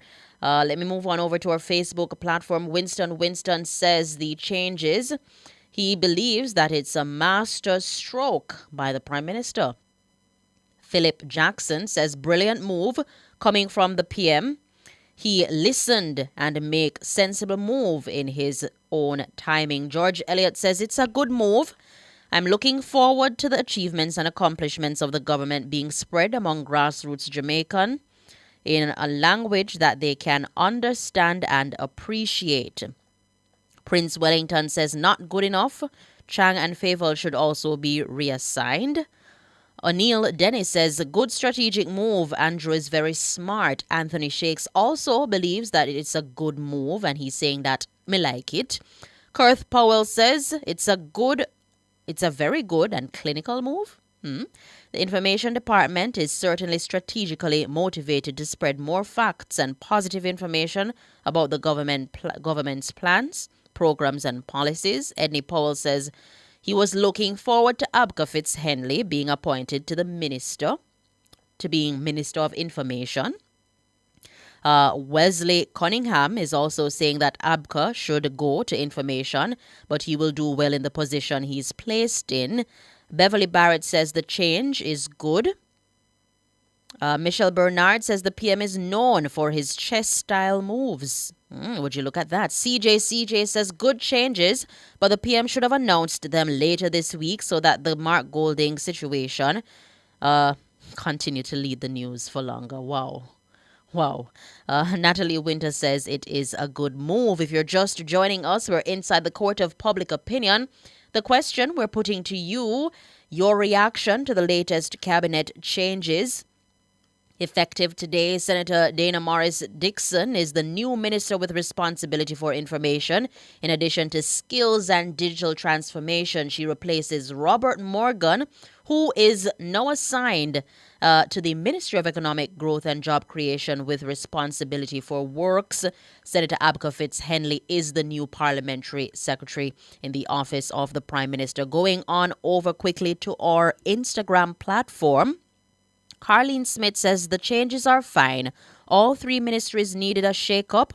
What about the other ministries? It seems the PM is biting small pieces so as not to choke.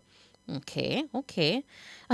Willie Ryan Wilson says there's absolutely nothing spectacular about the changes. The same people who performed miserably in their previous posts will do similar in the new ones. And he's asking, when people not deliver, let them go. Shambhala says, I've never seen a government shuffle one cabinet so many times. Actually, this administration made me aware that the cabinet could shuffle. Would you look at that? If you're just joining us, your reaction to the latest cabinet changes, the reassignment, of some people and the introduction of some, Senator Abka Fitz-Henley, the new parliamentary secretary, going on over to our YouTube platform. Good evening to our YouTubers. Let me see if I can get in some. I see Paul Peart says it's raining over his side. Indeed. Let me see if I can get to some of the comments. Melrose says, very good move. Sonia Wright also believes that it is a good move. Smith says, long time him shoulda do that. All right, long time him shoulda do that. Let me see if I can get. Glenn says, I think the changes make sense. All right, the changes make sense coming from Glenn. Who am I says, Fire, Chang, Malahu, Favel, and Mackenzie. All right. Leonard Seville says, good move. PM just show he's listening. Claudia Clark says the changes are excellent, and she's saying a third term. Who am I? Oh, you want so much people come out of job? You want so many people come out of the jobs? Who am I says, Fire Samuda. Let me see if I can. Linda Ming says, this is not a cabinet reshuffle. Okay. It's reassignment of some sort. Is that what you're saying, Linda Ming? A shuffle? Let me see if I can get in some more. Robert Mackenzie says, run where the boy. Who we are run where, Robert? Who we running away? Who done it says, I wrote the Prime Minister about this move. Yeah. Cool Thug says, away my shuffle I look for. That won't make a difference. Carl Welsh says it is a good move. Let me see. Linda Ming. Yes, I read Linda Ming's comment already saying that it's a right political move by the Prime Minister. Scrolling up to see what's happening. If I missed anybody, because I don't want nobody come for me. It's indeed our public opinion. And Cynthia Matheson says, Prime Minister has to shuffle to place the best talents in the best places for high functioning. And who am I saying, get young people, like, say, who am I is making some suggestions there to get young people. Primrose believes that it's a good move. Marigold Weber is saying, assign persons based on their strengths. Up top Bobo says, Chang need to go. Student for Life believes that it is a great move. We're asking you about the cabinet changes taking effect today. So we have a new minister with responsibility for information in addition to skills and digital transformation. That's Dana Morris Dixon. She's replacing Robert Morgan, who has been reassigned to the Ministry of Economic Growth and Job Creation with responsibility for works. Doreen Johnson is saying it's a good move. Dr. Andrew Holness. Cheesed Man says Favel need to move out of education ministry. Need somebody new, energy, and more fire. All right, let me see if I can get in some more. Robert Mackenzie, who are you telling to take away themselves? Life with Sher believes that it's too much shuffling and no change. So you're saying that too much shuffling around is happening, but no change. Glenroy Grant says, good move, PM, but you need to show up in the constituencies as if conference was to be in August. Okay. Oh, wow. A lot of things happening leading up to, 2025. And we look forward to see if there will be any changes coming from this reassignment of cabinet. Thank you guys so much for participating. That's all the time we have for public opinion, but do stay tuned. We have the business report coming up next.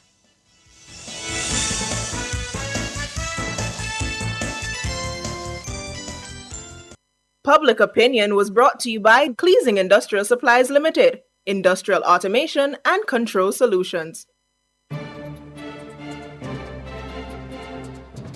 Hello, good evening, and welcome to Nationwide's Business Report. I'm Robianne Williams. The Bank of Jamaica says it requires more data before it can act on recent declines in inflation. While calls from several sectors for a reduction in interest rates continue, BOJ Governor Richard Biles is urging caution. Things continue to improve, he says. There is still a great deal of uncertainty. To keep inflation in check, the BOJ has been increasing its interest rates since 2021. It's remained at 7% for the last 18 months. This has resulted in point-to-point inflation falling back within the target range of 4 to 6%. It's a rate that has been held for 2 consecutive months. BOJ Governor Richard Biles says he's encouraged by the development. Further afield, a U.S. congressional report has said BMW, Jaguar, Land Rover, and Volkswagen used parts made by a supplier on a list of firms banned over alleged links to Chinese forced labor. At least 8,000 BMW Mini Cooper cars were imported into the U.S. with components from a banned Chinese firm. BMW said it had strict standards and policies regarding employment practices, human rights, and working conditions, which all their direct suppliers must follow. It added it had taken steps to halt the importation of affected products and will be conducting a service action with customer and dealer notification for affected motor vehicles. And finally, in the currency markets at the close of trading today, it cost 156 Jamaican dollars and 86 cents to buy $1 US, 198 Jamaican dollars and 69 cents to buy $1 British pound, and 115 Jamaican dollars and 60 cents to buy the Canadian dollar. Well, that's the business report. I'm Robianne Williams. Good evening.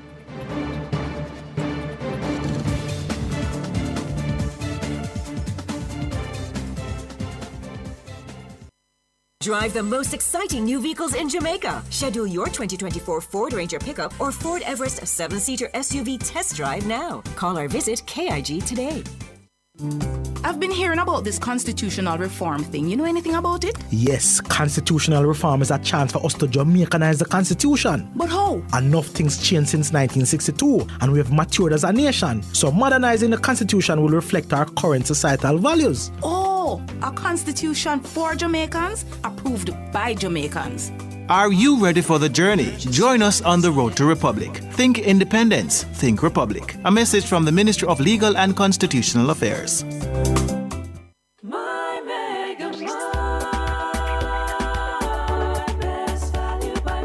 With so much to do in one location, make Megamart your one-stop shop. Pick up your groceries and houseware needs, grab a bite and pay some bills. Fill your prescriptions and see the beauty products in our pharmacy. All in one amazing location. My Megamart, the best value by far.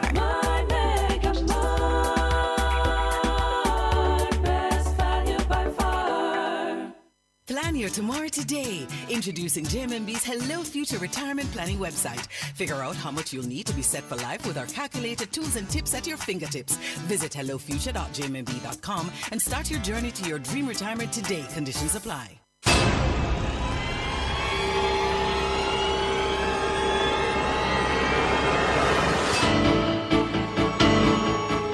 If it's in the public's interest, it's the nation's business during Nationwide at 5. The nation's business.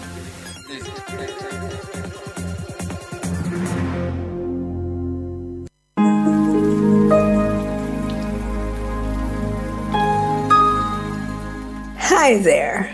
Here's some good news for these trying times. Quote, "By God's word, I can see where I'm going.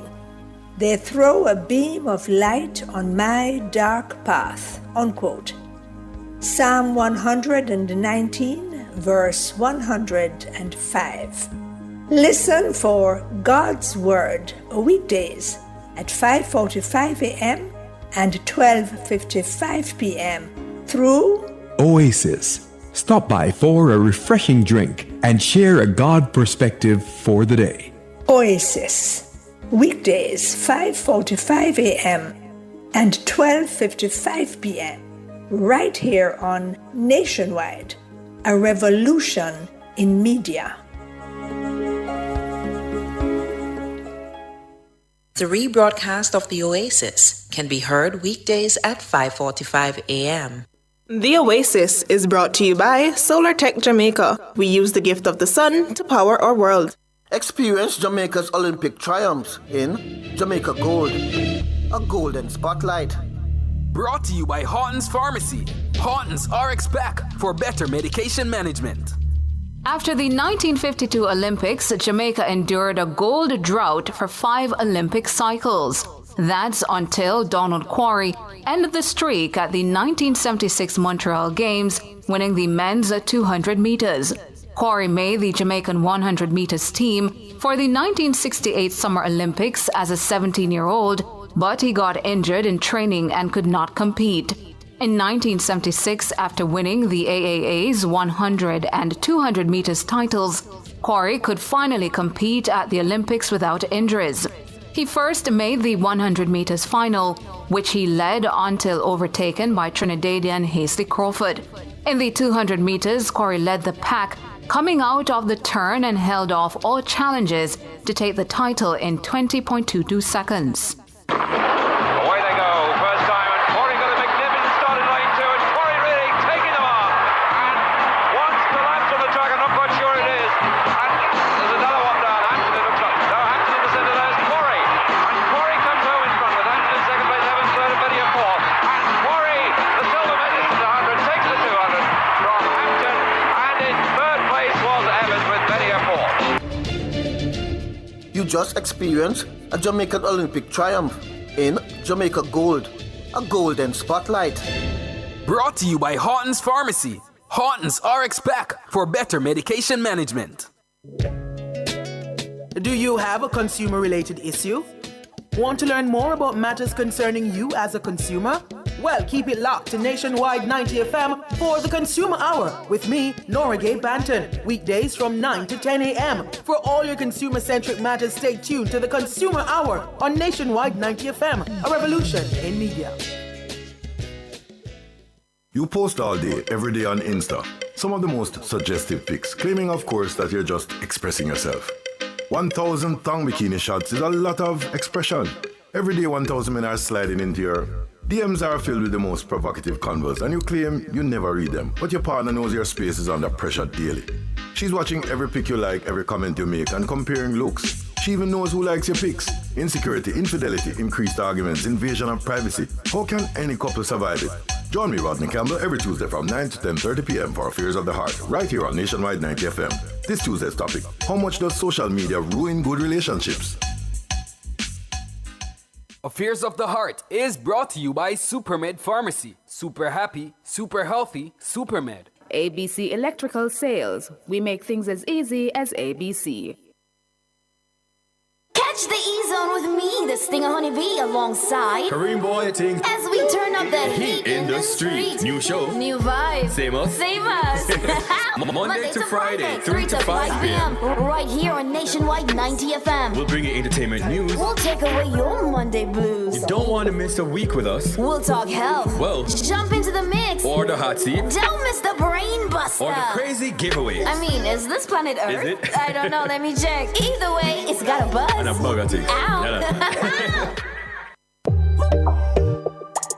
I'm Dennis Brooks. I'm Alan Campbell. I'm Floyd Green. And I'm Garth Williams. Catch us on the Jamaican Dads podcast right here on Nationwide 90 FM, Thursdays at 8 p.m. with a repeat on Sundays at 6 p.m. The Jamaican Dads podcast is all about providing men with a healthy, safe, and functional forum to tackle many of the taboo topics that concern our masculinity. Like everyone else out there, we're dads of varying amounts of experience who come from different backgrounds and often view the world differently. We're definitely not perfect, but we're all brethren and we're all committed to this piece of rock called Jamaica. Too often, there are no safe spaces for men to explore the issues which are important to us. Plus, most of the content out there about parenthood is produced by women, for women. So we think it is important that we be the change we want to see. Follow us on YouTube, Facebook, Instagram, and Twitter at Jamaican Dads with a Z. And definitely join us here on Nationwide 90 FM every Thursday at 8 p.m. with a repeat on Sundays at 6 p.m. for the Jamaican Dads podcast.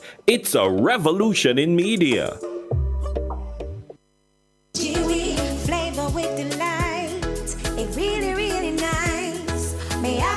The time by Jamaica Mountain Peak Golden Turmeric Latte is... It's 6:43.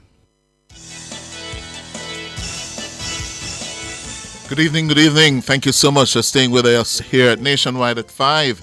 I'm Cliff Hughes. And I'm Ricardo Brooks. We're inside the nation's business. And in the nation's business this evening, a group of 10 local subcontractors employed to the Southern Coastal Highway Improvement Project are alleging that they're owed close to $2 billion Jamaican dollars, arising from unsettled claims under the contract with China Harbour Engineering Company Czech. You heard correctly, close to $2 billion. Now, the subcontractors say their pleas have been ignored for nearly 2 years by the National Works Agency, the NWA, and the Holness Administration. They say despite promises made by the Works Agency to address the matter, their dispute with the Chinese company remains unresolved. They're pleading with the Works Minister and Prime Minister Andrew Holness, the new Works Minister just assuming the job today, Robert Morgan, to intervene. Mahiri Stewart has more. Despite the Harbourview to Yallah's leg of the $59 billion highway being opened in February to much fanfare, the local subcontractors say there's nothing to celebrate.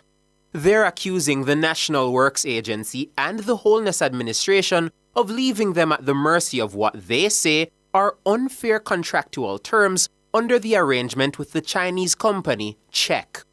The contractors say the contractual terms have left them out of pocket to the tune of nearly $2 billion. They say they have no recourse as the arbitration arrangements in the subcontract requires them to wait until the expiration of the major contract in 2 years before their concerns can be heard. The seat of arbitration is in Trinidad and Tobago.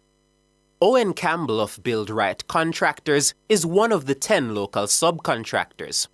He says those provisions are doing an injustice to the subcontractors. Now, the implication of something like that is obvious. It means all the contractors' dispute and monetary dispute throughout the life of the contract can never be resolved until the end of the main contract, which now may be another 2 years, 2 to 3 years from now. So it puts us all into a serious monetary bind. As large sums for each contractor, the disputes continue to add, and at this point, if you were to add up the claims of all the subcontractors, it should be approaching $2 billion or more. Nationwide's reporting on the issue in June 2022 resulted in a high-level meeting being convened by Prime Minister Andrew Holness with then Works Minister Everald Warmington, CEO of the NWA, E.G. Hunter, and the 10 subcontractors.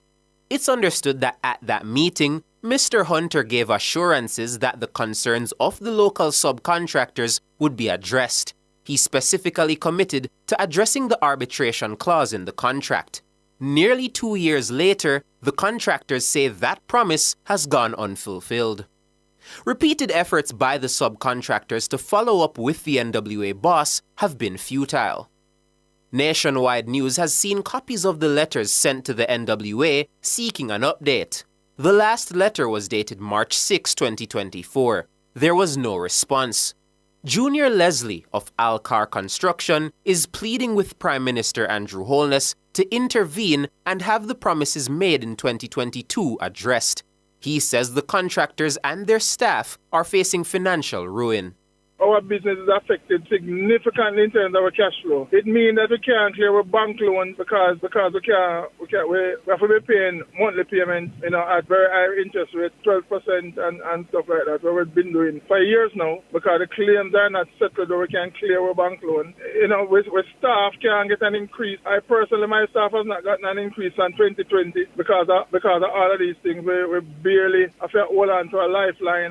Mr. Leslie is alleging Chinese contractors are receiving preferential treatment from the Holness Administration and the Works Agency. The Chinese are being treated far better than us. For one, as I said, their claims can be settled in quick time because their arbitration clause is for Jamaica. The Chinese are allowed to use most of our natural resources without even processing them the way we have to process it. They just cut it from the hillside and just use it as is. Take it from the river, use as is. All the materials that we cut or take from the river must be processed, must be crushed down to 2 inches before it can be used. Keon Hines of NF Barnes says he cannot understand why there's been no resolution of their concerns after 2 years. We had a meeting with him, and in that meeting, some assurances were given that a number of the issues were simple issues, as they put it, and easy to be fixed. It's sad that after almost 2 years, we've not had any resolution to any of those issues. Repeated calls to the NWA CEO's cell phone went unanswered. When we reached out to the Works Agency, we were advised he was not in office. Mahiri Stewart for Nationwide News. Thank you, Mahiri. So here we are in our studios this evening. Several of the contractors and their attorney. Their attorney is Christopher Honeywell. We have with us the Managing Director of Build Right Construction Company Limited, Owen Campbell. We also have Managing Director of NF Barnes Construction Limited. You heard him in the report, Keon Hines. And the Principal of Construction Solutions Limited, Vincent Taylor. And on the phone, yes, YP Seaton and Associates, their Managing Director, YP Seaton. Good evening, gentlemen. Good evening.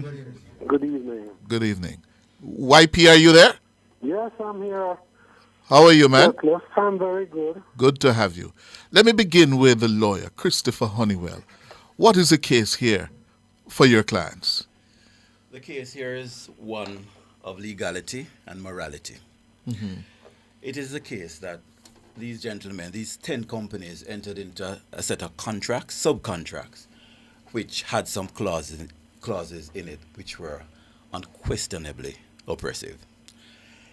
So much so that from 2020, not 2 years ago, from 2020, they started making representations as to how these clauses were inimical to their discharging their functions under the contract and to the overall operability of their companies. Mm-hmm. They fell on deaf ears. About 2 years ago, I think when they agitated and came to this particular forum, they finally got some kind of response. And as the news report says, they were summoned to a meeting and some very clear. Summoned to a meeting including the Prime Minister. The Prime Minister, the then Minister in charge of the particular construction area, the Permanent Secretary, the Head of Agency in respect of NWA, the powerhouses Mm-hmm. and the doers and the shakers. Yeah. And they left that meeting with an unquestionable commitment that the clauses that they complained of would be addressed, would be amended, would be changed to allow for them to do their work in a way Mm-hmm. that made sense, that they could actually perform, and that the contract could actually be done within a reasonable time. Mm-hmm. Since then, absolutely nothing has taken place. They've written, they've made verbal entreaties. It has fallen on entirely deaf ears. And for the benefit of our listeners, how do the contractual terms prevent the subcontractors from doing their work?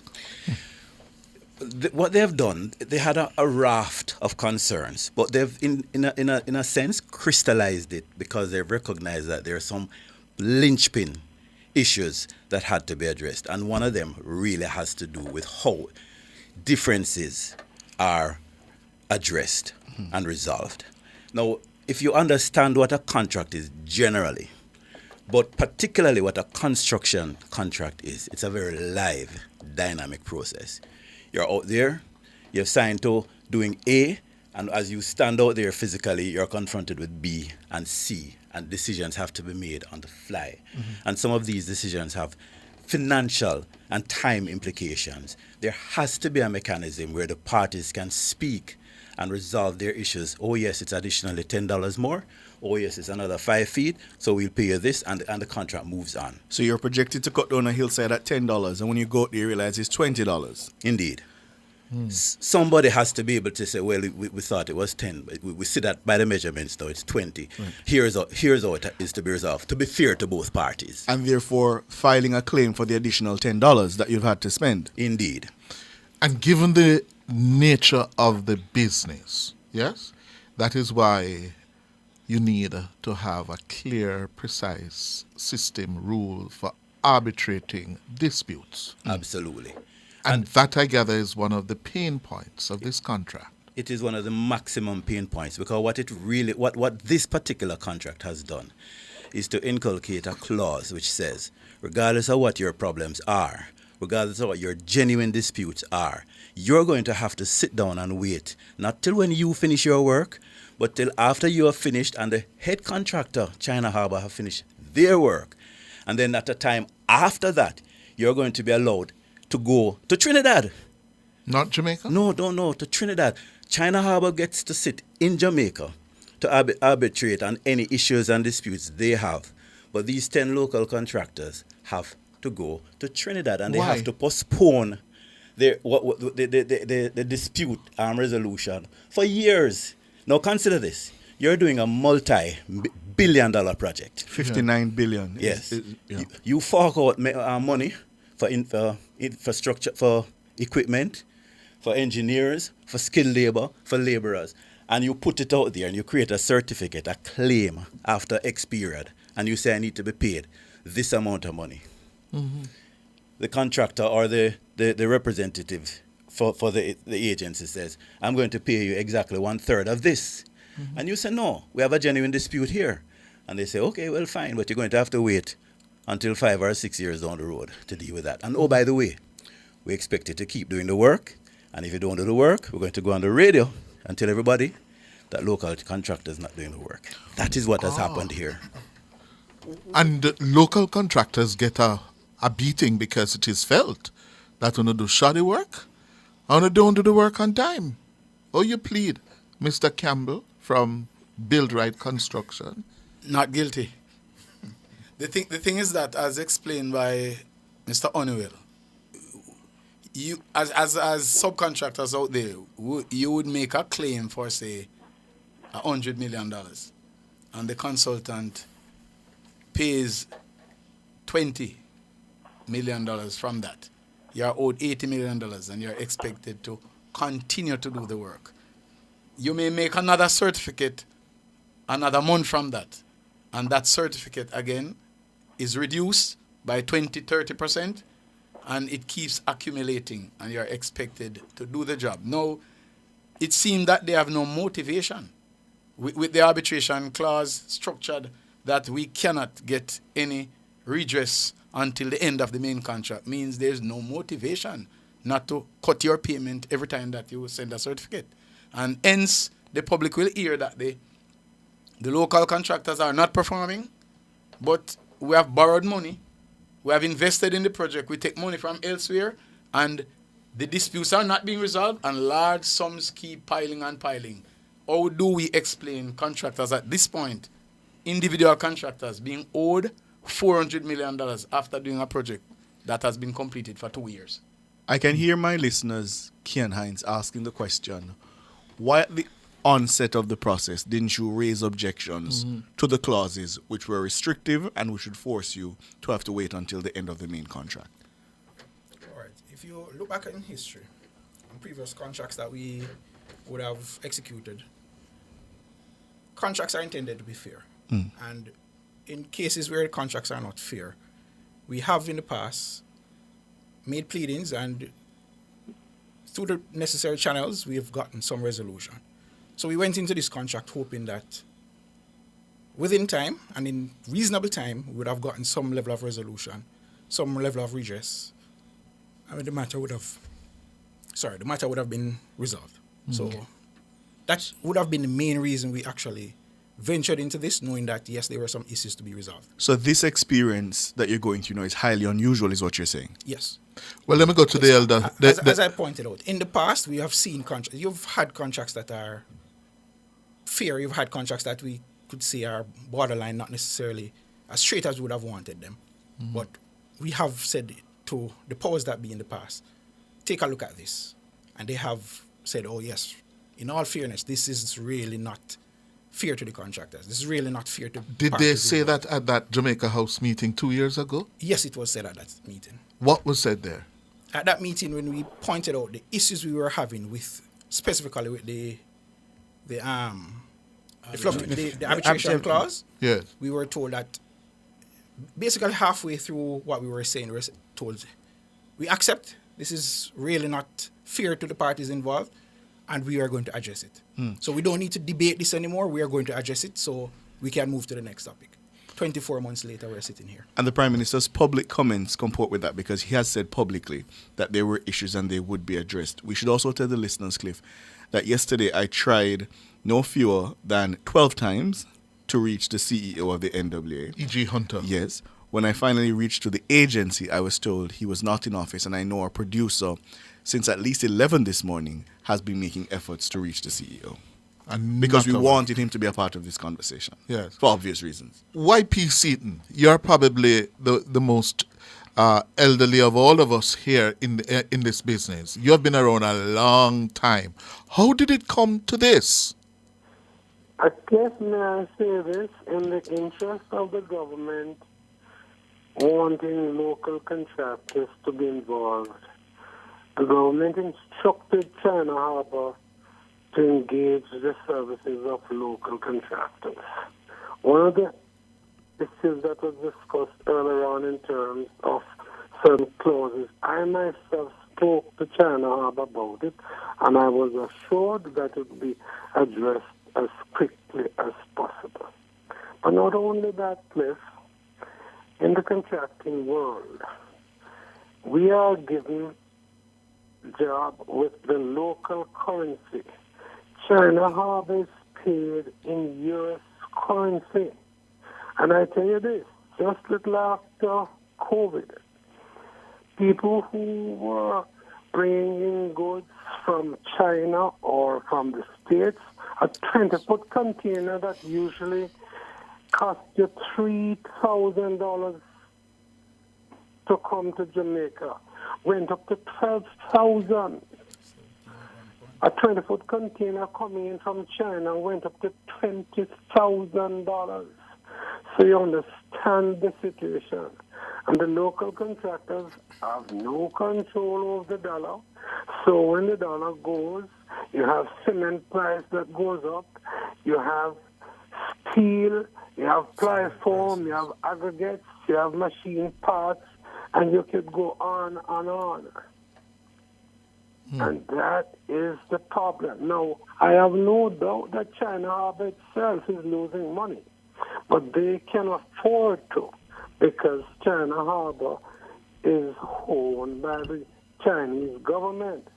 And with the geopolitical situation, they don't mind this part of the world spending billions and what have you, but the locals can't afford it. Mm-hmm. And that is basically the problem. Yeah. And I want to bring in here Mr. Vincent Taylor from Construction Solutions Limited. $2 billion owing. What is this doing to your businesses? Well, I gather you have actually completed your portion of the work. Yes. And you're owed? Close to 400. So how you survive? We are not surviving. Because we owe the bank, and the bank is on our backs every day. And this is not short of making appeals to the NAA through check, and without any recourse, without any response whatsoever.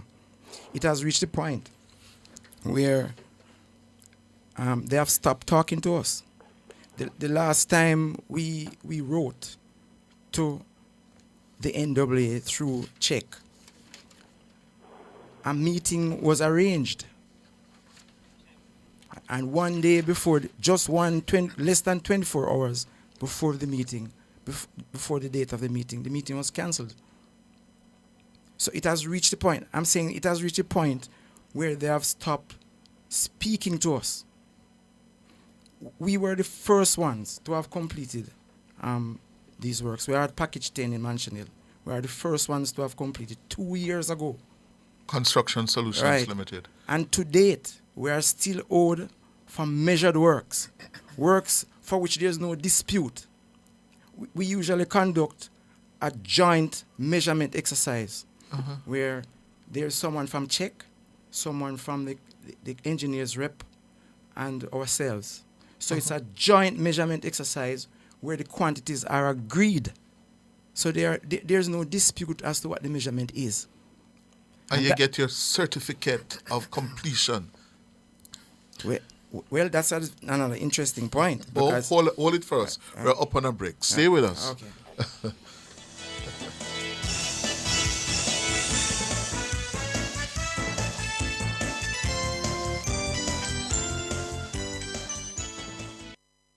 The mission of the Ministry of Legal and Constitutional Affairs includes revising Jamaica's legal and constitutional infrastructure and accelerating the pace of reform. The time by the MLCA is... It's 3 minutes after 7. Variety is the spice of life. That's not just true for entertainment, it's true for investing too. While stocks, bonds, and cash are effective, there are other credible investment options out there. These are alternative investments, ranging from digital options like cryptocurrencies to old school investments like gold, real estate, and private equity. You can invest on your own or via a fund with a curated portfolio of investment options. Visit barita.com/opportunities for more Growth Coach insights.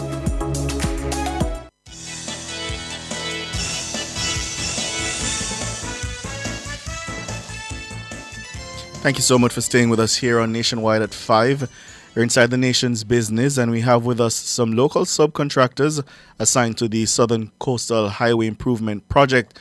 They're claiming they're owed almost $2 billion that they can't recover because of unfair contractual terms. The contract is with the main contractor, Check.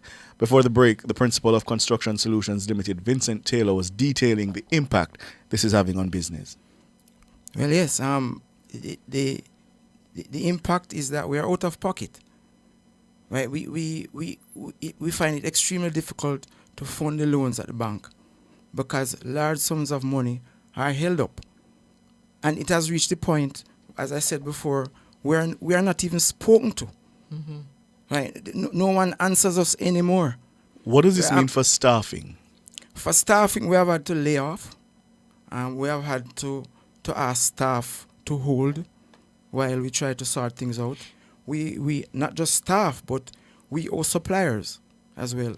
And it's sometimes it's just because of our good name and reputation why some persons are holding on, right? But sometimes we get threats too, right? So it is not good, right? And as I said before, we completed our project 2 years ago. Each project has two components.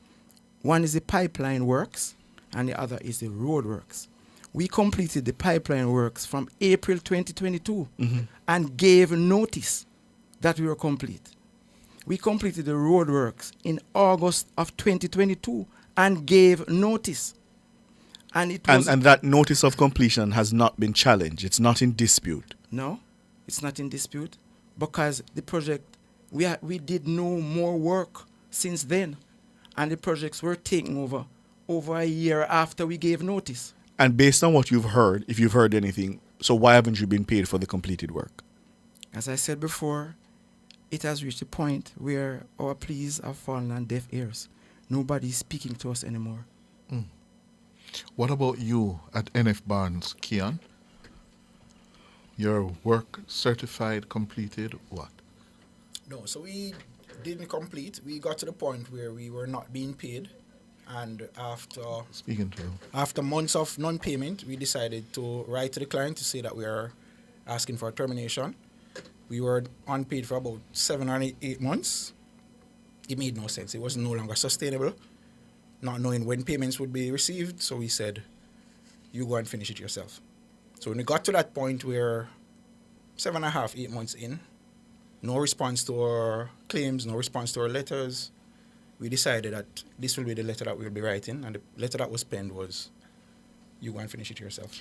But the former works minister did publicly say... Mr. Honey, okay. Yeah, there are 2 points I wanted to make from what the gentlemen have said here.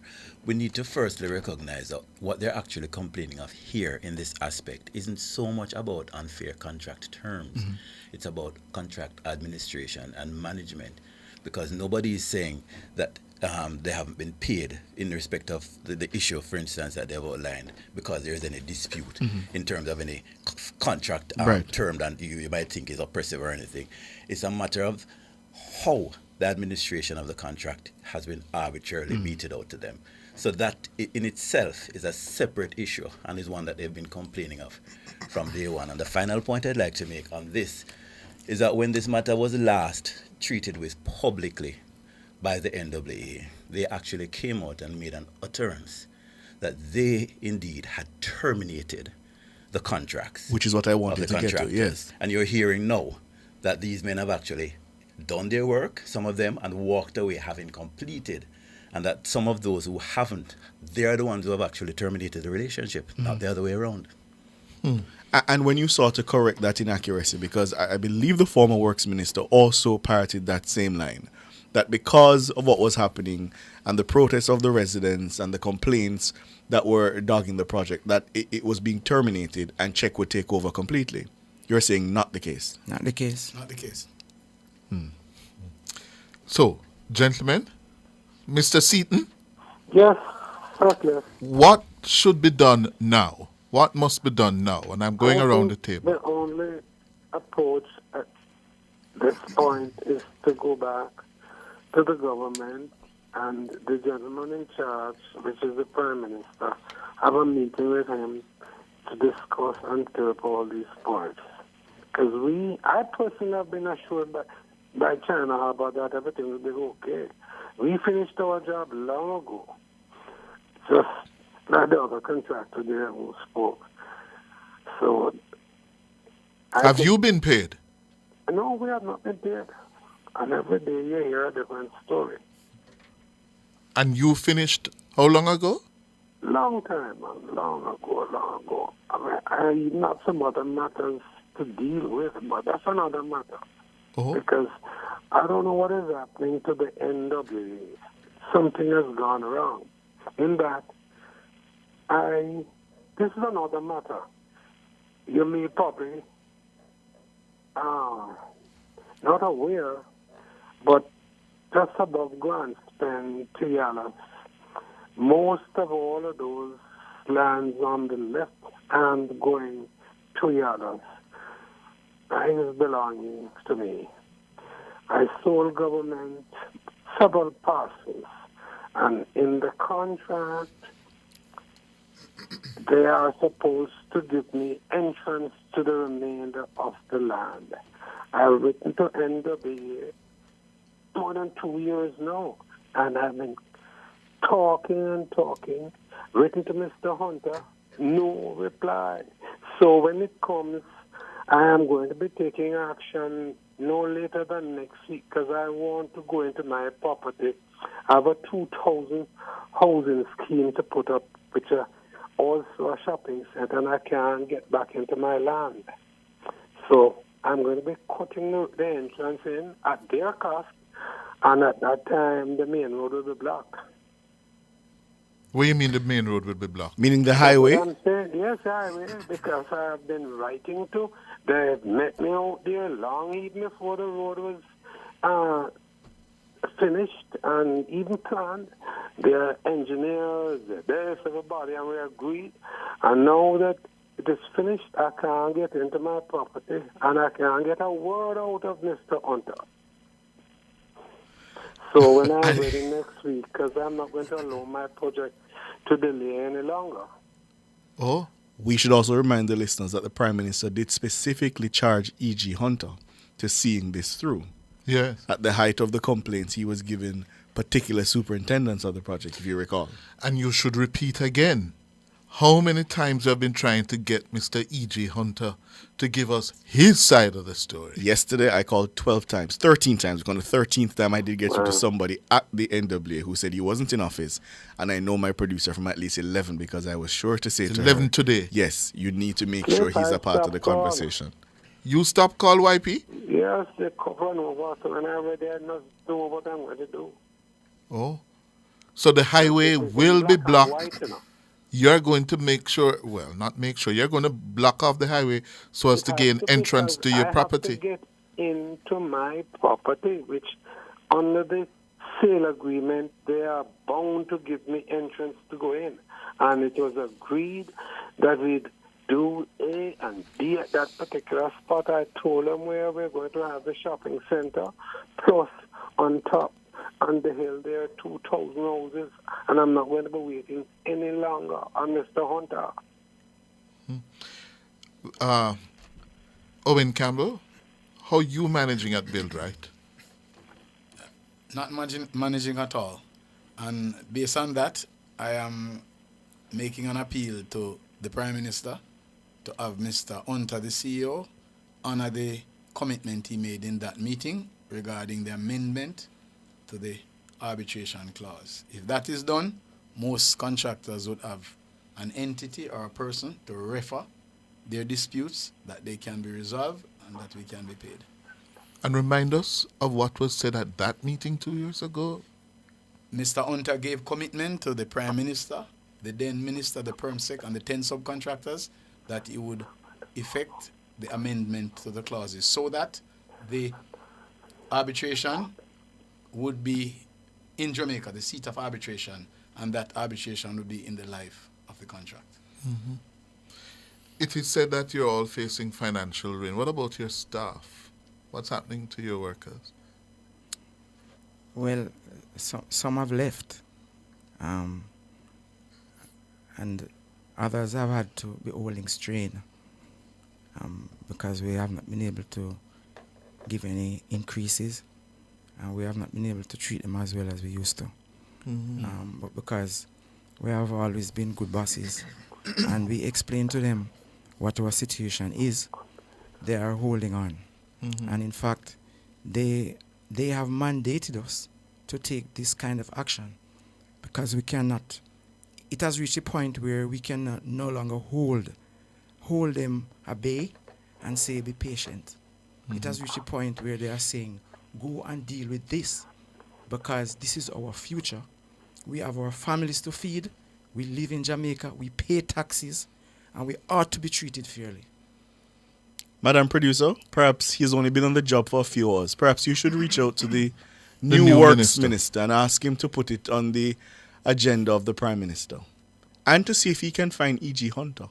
And Vincent Taylor, the Prime Minister, if he's a very busy man, yes, but he gets recordings of this program. Speak to him directly.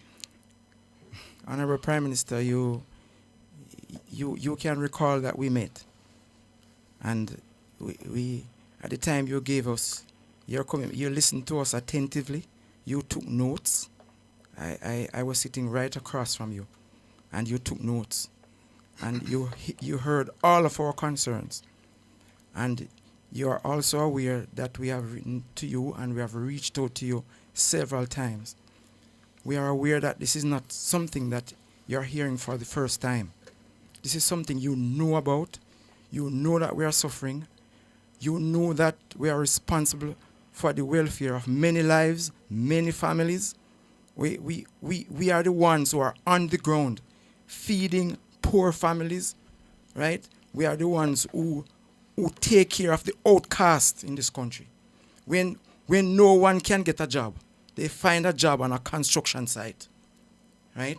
So we know what it means to treat poor people right and to treat people who are suffering the right way. And therefore we are asking you, having listened to us today, to put a system in place. And the system that we are asking for now is a simple one. Just to ensure that Mr. Hunter carries out his commitment in your presence to change the arbitration clause so that we can have a third party, we can have a fair voice, we can have someone to appeal to who will listen to us, hear our cry, and ensure that we are well treated and we can pass on the blessings to our family and our co-workers. Well, if this is not treated, you know, you're treated justly. Yes. Mm-hmm. Yes. Final words from you, YP? Cliff, I just want to thank you for having me on your program. And I hope, and I know that the Prime Minister will respond. I can't speak for him, but I was at the meeting with the contractors some 2 years ago, so I know what they're saying is true. So I'm just hoping that we get some positive things out of this. Yes. Keon Hines, final word? Final words. At the meeting with the Prime Minister, he acknowledged the issues that we were facing. He spoke out against it. So I know he's up to speed with what is happening. We spoke for about 2 hours, probably more, and he understood everything that was said. He then gave the charge that, listen, go and get this fixed. So all we can ask at this point is that he follow through on the instructions that were given to ensure that the resolution that we seek, we find, and then we can take whatever steps are necessary from there. And you see how important it is to have competent public servants. Because while we're calling on the Prime Minister, clearly there's somebody who heads an agency that nobody can find and who has responsibility for this issue. Exactly. They are the managers. Mr. Honeywell, the lawyer, Well, I'd like closing arguments. No such closing arguments, as it were. But to echo where Ricardo left off, it's clear that the Prime Minister provided a forum and ventilated or caused all the issues to be ventilated. And it's clear that a mandate has been given to a public body to see the matter dealt with. It is also patently clear that 2 years later, somebody has dropped the ball and it has not been dealt with. And in as much as we, will ask the Prime Minister to have oversight on this again, we plead, we're also saying that the persons who have responsibility, who assumed responsibility at that meeting to do certain things, be called upon to do them and to do them promptly. Yes. Thank you very much. Attorney at Law, Christopher Honeywell, representing the local subcontractors. We also have Keon Hines. Yes. Keon is with NF Barnes. Managing Director. We have Managing Director of Build Right Construction Company Limited, Owen Campbell. Principal of Construction Solutions Limited, Vincent Taylor. And on the phone, YP Seaton and Associates. Right. All the best, gentlemen. Thank you, sir. Keep us abreast. Thank you, sir. Thank you. Good. After the After the break, Nature's Remedies.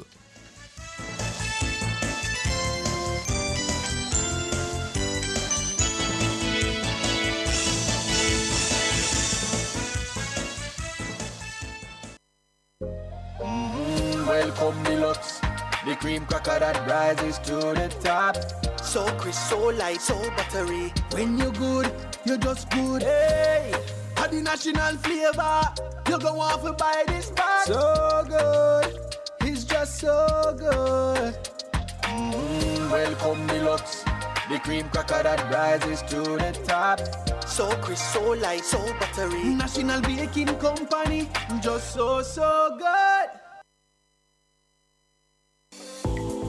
Your voice matters, and it's making a difference. In January 2023, you are invited to share valuable feedback on the draft regulations for our National Identification System, NIDS. Thanks to your input, these regulations have been enhanced and are now being tabled for Parliament's consideration. Follow the debates and get the latest updates on Instagram, Twitter, and Facebook. Together, we're building a brighter, more secure future for Jamaica.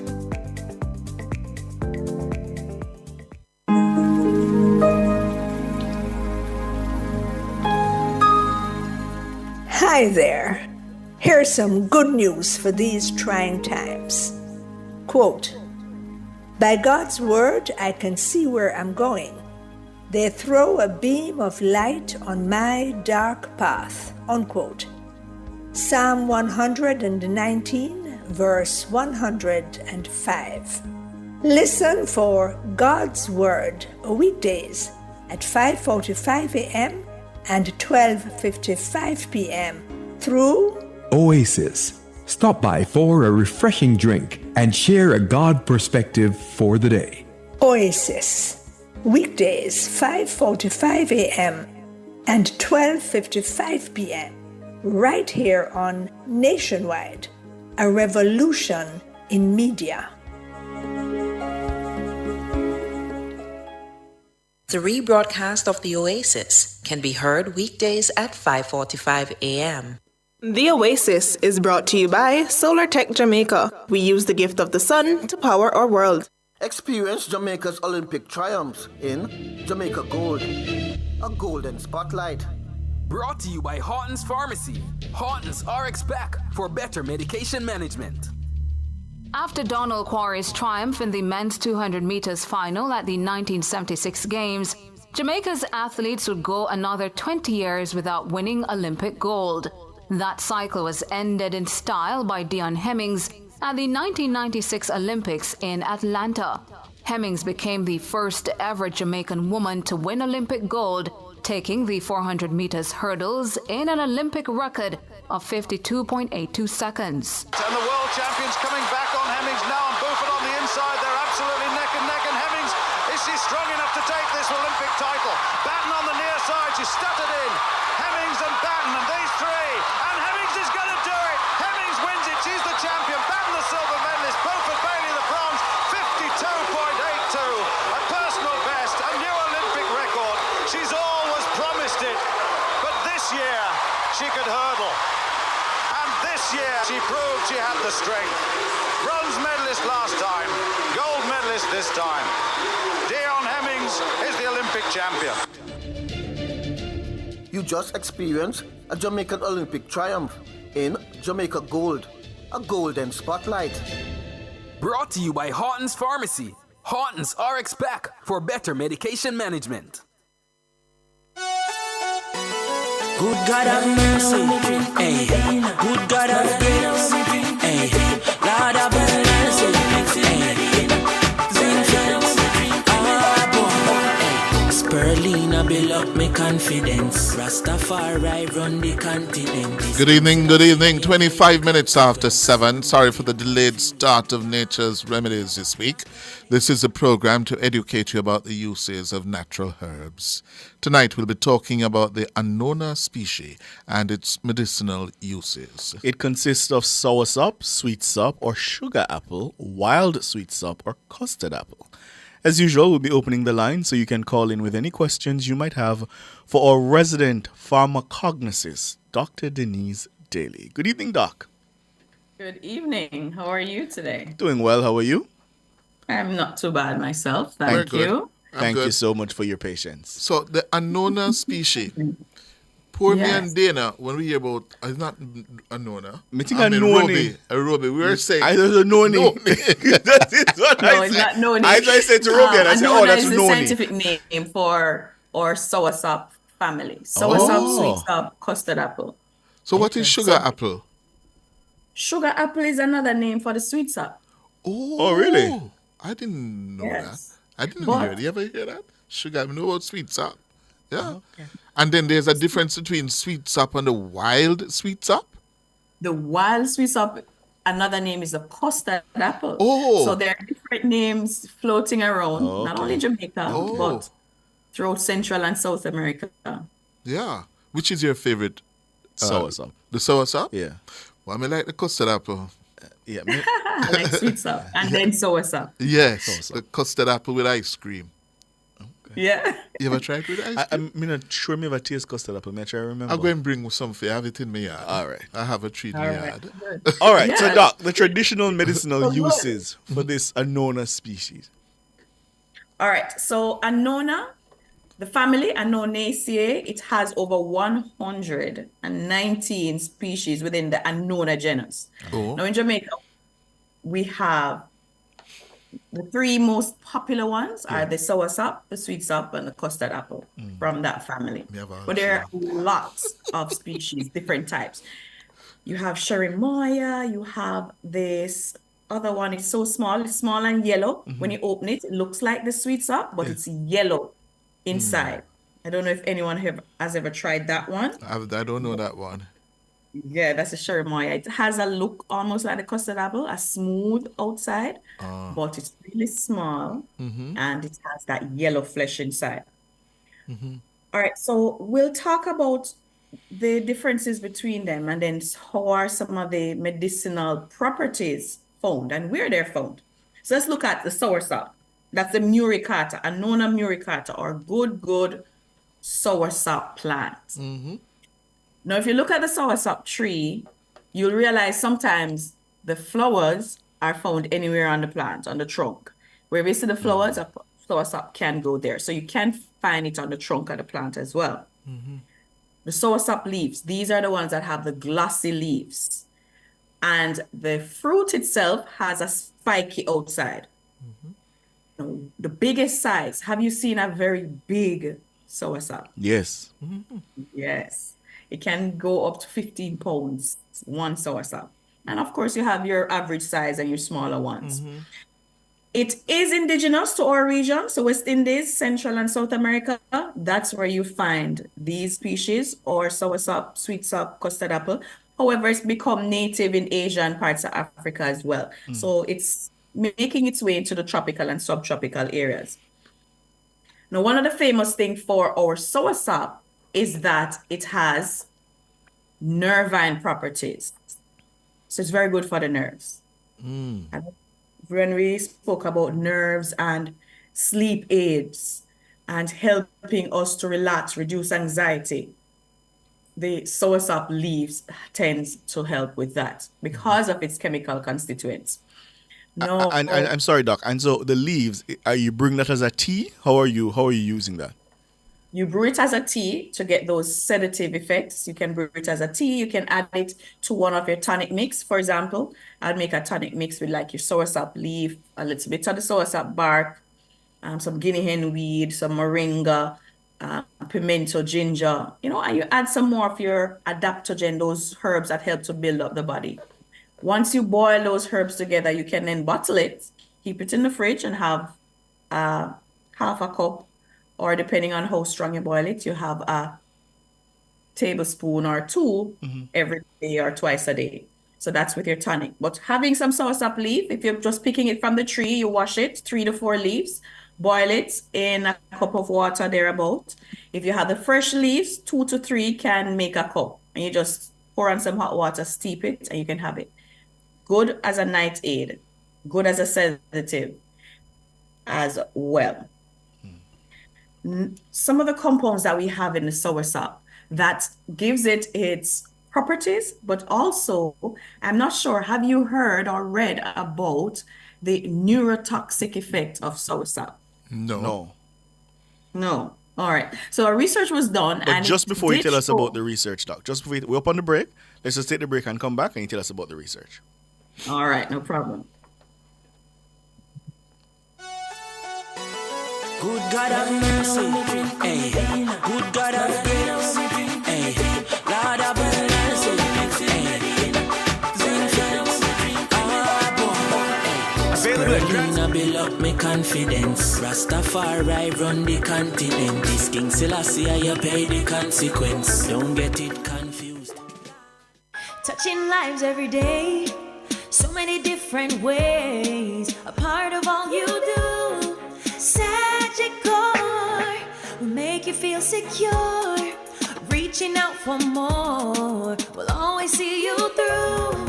Reach for more, whatever you're dreaming, whatever your goals, will help you achieve them. You're never alone. Taking care of today's needs, take care of tomorrow's dreams. Every day helping you succeed, that's what Sagicor means. Today's needs, tomorrow's dreams. Sagicor. Fast, friendly service? Check. Delicious chicken? Check. Get Quick Chick. Available at Grants Pen and Halfway Tree. Great taste without the wait. The time by Quick Chick is 7:32.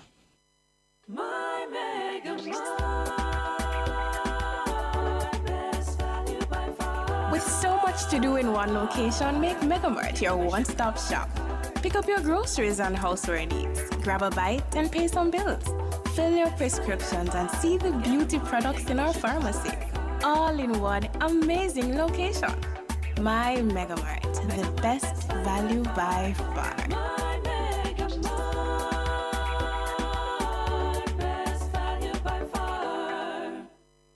Nature's Remedies is brought to you by Earth Elements, natural and organic products for the consciously beautiful. Good God have mercy. Hey. Thank you so much for staying with us here on Nationwide at 5. We're inside Nature's Remedies, and this evening we're looking at the Annona species. And if you're wondering, it's not noni. It's soursop, sweet sop, sugar apple, wild sweet sop, or custard apple. And just before the break, Dr. Daly was about to tell us about research regarding the soursop. The neurotoxic research. Yes, neurotoxic research. So based on the compound, soursop has annonacin, right? That is a acetogenin compound, we call it, which research has shown it, even from different plants, it has a neurodegenerative effect. What does that mean? It's able to cause damage to the brain at a certain concentration. Now, in that research, they looked at the quantity of annonacin or annonacin, pronunciation varies, and they found that about 15 milligrams. So if you think of a dash of salt and you divide that by 1,000, so it's really small, within the fruit of the soursop, you'll find about 15 milligrams, mg. Really small dash. You can hardly see it. If you buy the canned, for those who are overseas or a quick grab, you buy the canned or the nectarine of the soursop fruit, you can have about 36 milligrams of that annonacin. If you make a cup of tea with the leaf, it's even smaller, 140 micrograms. So really tiny amounts. But when they administered the annonacin, in this animal study, the mice or the rats, they showed effects such as Parkinson's disease. So they have placed soursop on one of the have with caution lists according to FDA. So they don't promote it, they just put it as a cautionary food to consume. Hold on. Hold on. Wait. So, okay. So let's use the juice. We drink only for let's use the juice because that's how most Jamaicans, Yeah, we drink it. Yeah. So you're saying not too much of that? No, I'm not saying that. Oh, what are you saying?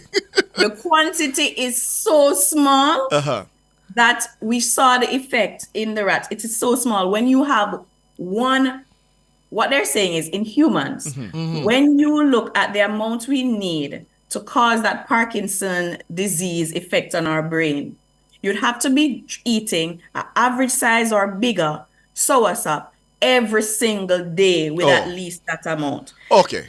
So nature has already provided for that. So a glass of soursop juice with my Sunday, then I'm good. You're good. Okay. And having soursop every week, you're still fine. Okay. You're getting the medicinal power. It goes right back down to how much are you taking? If you eat too much carrots, too much mango, too much soursop, it is not good. Now we're seeing where research is showing that too much of this annonacin compound can have an effect on the brain. But that's if you drink soursop every single day, 365 days. Okay. Nature has provided for that. We don't have the soursop tree bearing every day Right. for the Yes, year. it's seasonal. Yes, it's seasonal. So again, it's upon us to be temperate when we're having our food. And that's in general, in having our food. It's a basic rule, anything extreme or too much of one thing no good. Too much of one thing no good. That's the basic of it. So if you're having it when it's in season, you're having it occasional, that is fine. The quantity is so minute, you're fine. You have persons who are allergic to certain compounds and certain families. You can, again, if you are allergic, then you can avoid or limit or totally avoid using or having the soursop. Yeah. So I just wanted to put that out there because that research was very popular. And in the US, they still have it on as be cautious when you're consuming. Right. So I just wanted to let listeners know about that.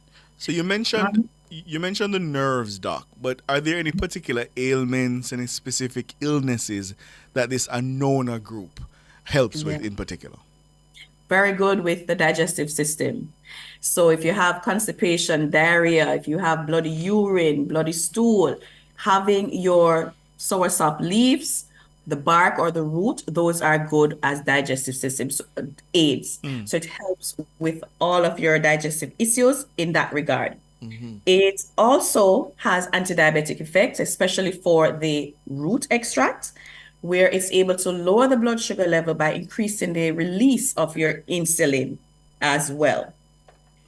Analgesic, meaning painkiller, and also reducing inflammation. You can have your soursop, anti-cancer effect. So a lot of research has been done with soursop leaf and the fruit and its anti-cancer effect.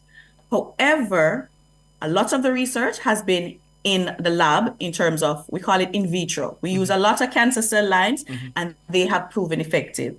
We have done research in animal studies and it has been shown to be very effective in removing cancer cells, whether it's apoptosis, allowing them to burst, or eradicating them, preventing their growth. However, there's not a lot of research to date or completed with it in humans showing or proving its anti-cancer effect. Okay. And we can look at the tenderness of that. So it's kind of hard to do a lot of cancer research with our patients on your traditional medicines. So it's mostly case studies you'll see with those type of results. But the fruit is consumed very medicinal. It has a lot of fiber as well, so it helps with cholesterol, helps with your blood pressure. And I've mentioned a couple weeks ago, the middle part of your soursop. Do we remember what it is good for? Increasing the strength of your kidneys. Where you look on me for? Where you look on me for? Can you think of something else now? We didn't even put him in an article anymore. Go ahead, Doc. It helps. It's good with the nerves and it's good with the blood. So it does help in all regards. Okay. Yes, so that is our soursop in a nutshell. It's good for parasites. Soursop seeds. We normally hear don't drink the seeds because they're toxic.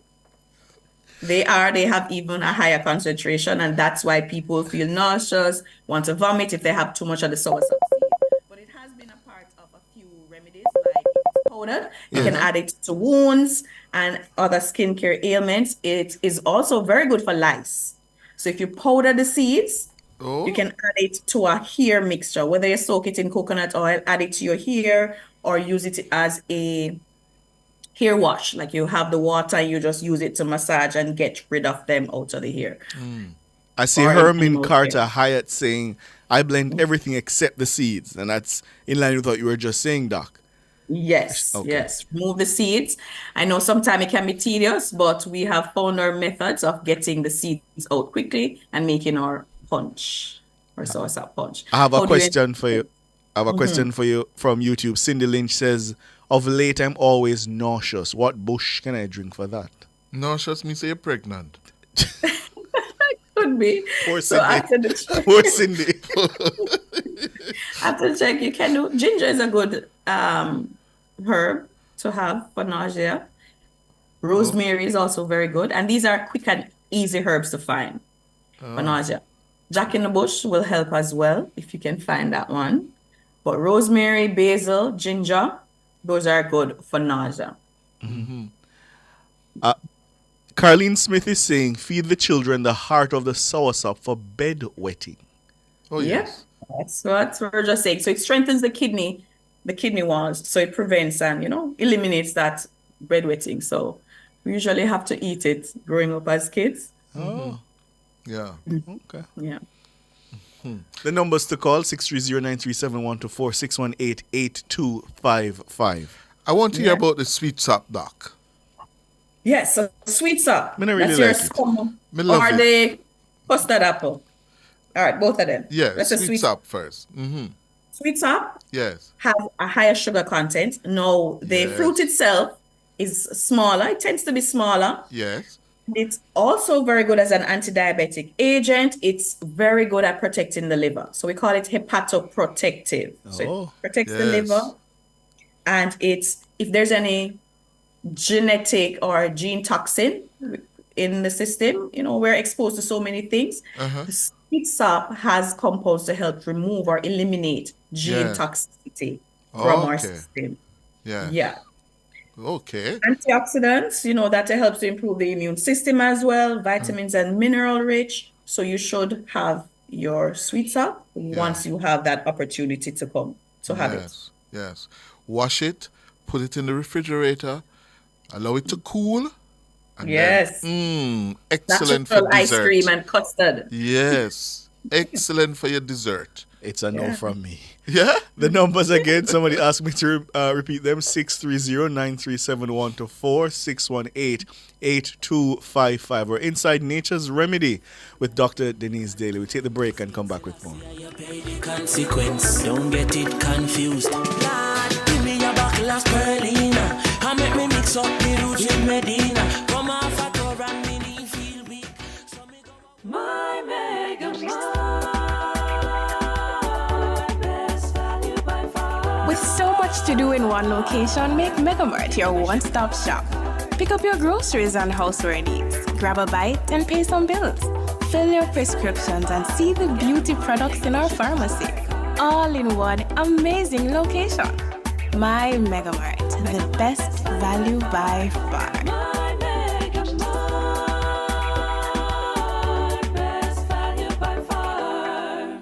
You post all day, every day on Insta.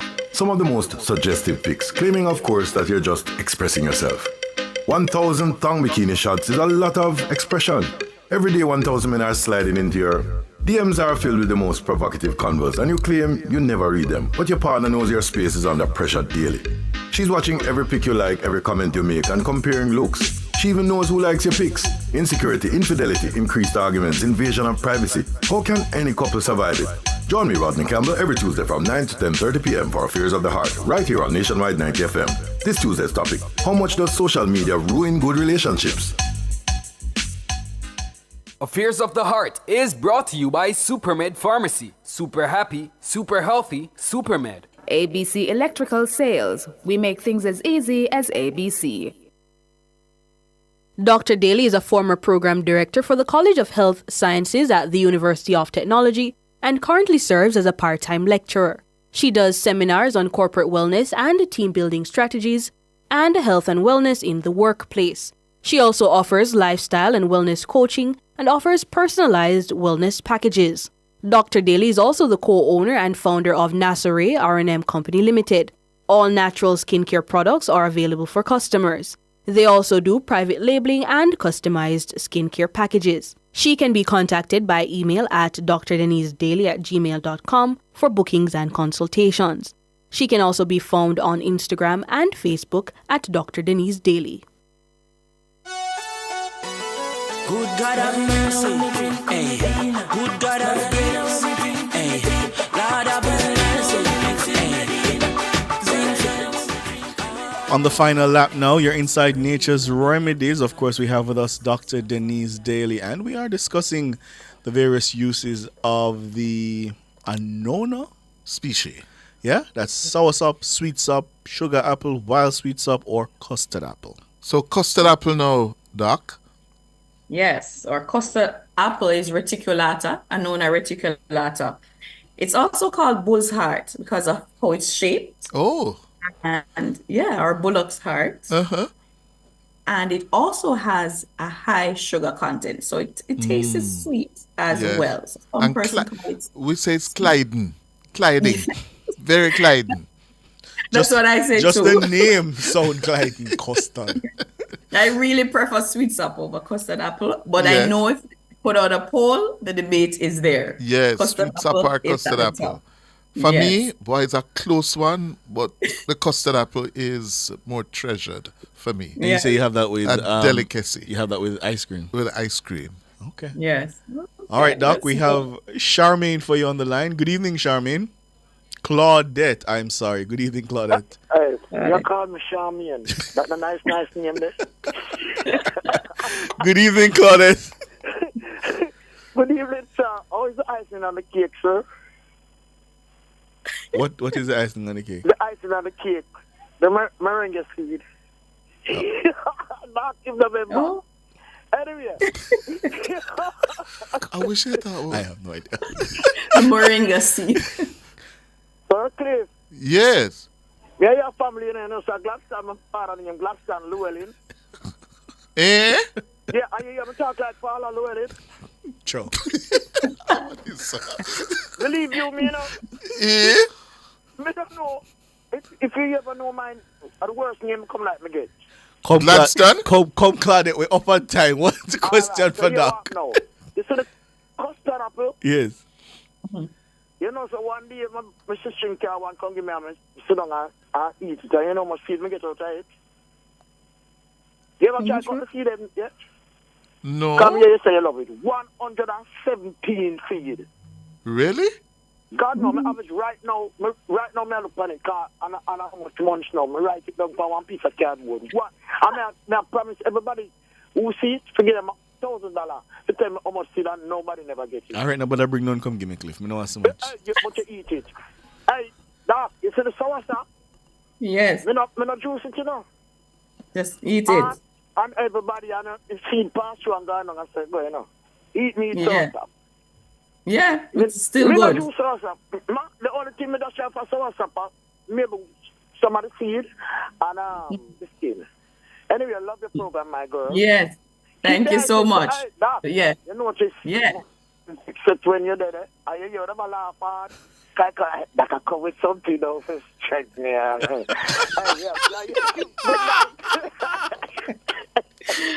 Good evening, darling. Good evening, All right. Claude. Good evening. That's fair. Cliff is always listening out for that, so that's fair. That's fair. Don't. That's fair. Don't That's fair, Doc. Your favorite that. A lot of minerals and nutrients, and that nervine power definitely will help lift right. things on all occasions. All right. From the YouTube, who do we have? Let me see what else they're asking about. Somebody was asking about Nervine, Doc, the benefits of Nervine. I think that was what the bird I saw, Nervine. I hope I'm pronouncing it correctly. Yes, a nervine is a herb that helps to stimulate the nerves to function. So if you have twitched nerves or sciatic nerve, any type of nerve pain, it helps repair in different ways, whether the myelin sheath or the synapses, the connection between the nerves. So they basically improve nerve function. So those are your nervine herbs. And soursop is one of those herbs that is significant at helping us with that. Noni is another nervine type herb that helps with that as well. What's that one? Noni. Noni. Or fruit, yes. You know, Doc, I grew up looking forward to dinner on a Sunday because you're going to get your soursop juice and your rice and peas and chicken. Yeah? Yes. But I notice as I grow older, my ability to digest the soursop is becoming less and less able.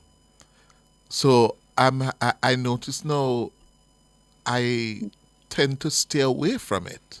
Yeah? And whenever I have it with condensed milk, don't tell me, no, we're not supposed to have it with a condensed milk, but when you grow up in Jamaica, you have to have your soursop with a condensed milk. Yes. It now really give me loose bowels. Yes. Why is Cliff subjecting the listeners to this? TMI. Oh, please. TMI. Why do you want to say belly around? You never said that. We said loose bowels. Come on. They're a little sophisticated. One of the benefits. It flushes the system, so that's good. Oh, however, the proportions, again, we usually can have it when we're younger with the heavy rice and peas and chicken or whatever else, and then the heavy drink. But the older we get, the less enzymes sometimes or digestive system changes based on our current diet and lifestyle, etc. So we call it the gut microflora. It changes from you. That explains it. All right. That explains it. Yes. So you can go back to basic or do it in smaller portions. Yes. Have it by itself. Yes. That's what I realized. By itself, it is not as serious. But even by itself, I'm not digesting it very well again at all.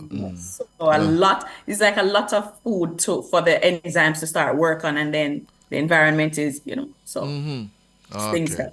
Good. See, that's what you learn. All right. There you go. Doc Linda Ming is asking about Vervine. Yes. We spoke about Vervine some time ago. Yeah, well, they're asking Vervain. for some more clarity. Vervain. Vein, Oh. yes, vein, V-A-I, yes. Vervain is also a nervine as well. It helps with the nerve. It helps with anxiety. And you have man vervine and woman vervain. You have the blue vervain and the purple vervain. Oh, yes. I do remember that conversation. Yeah.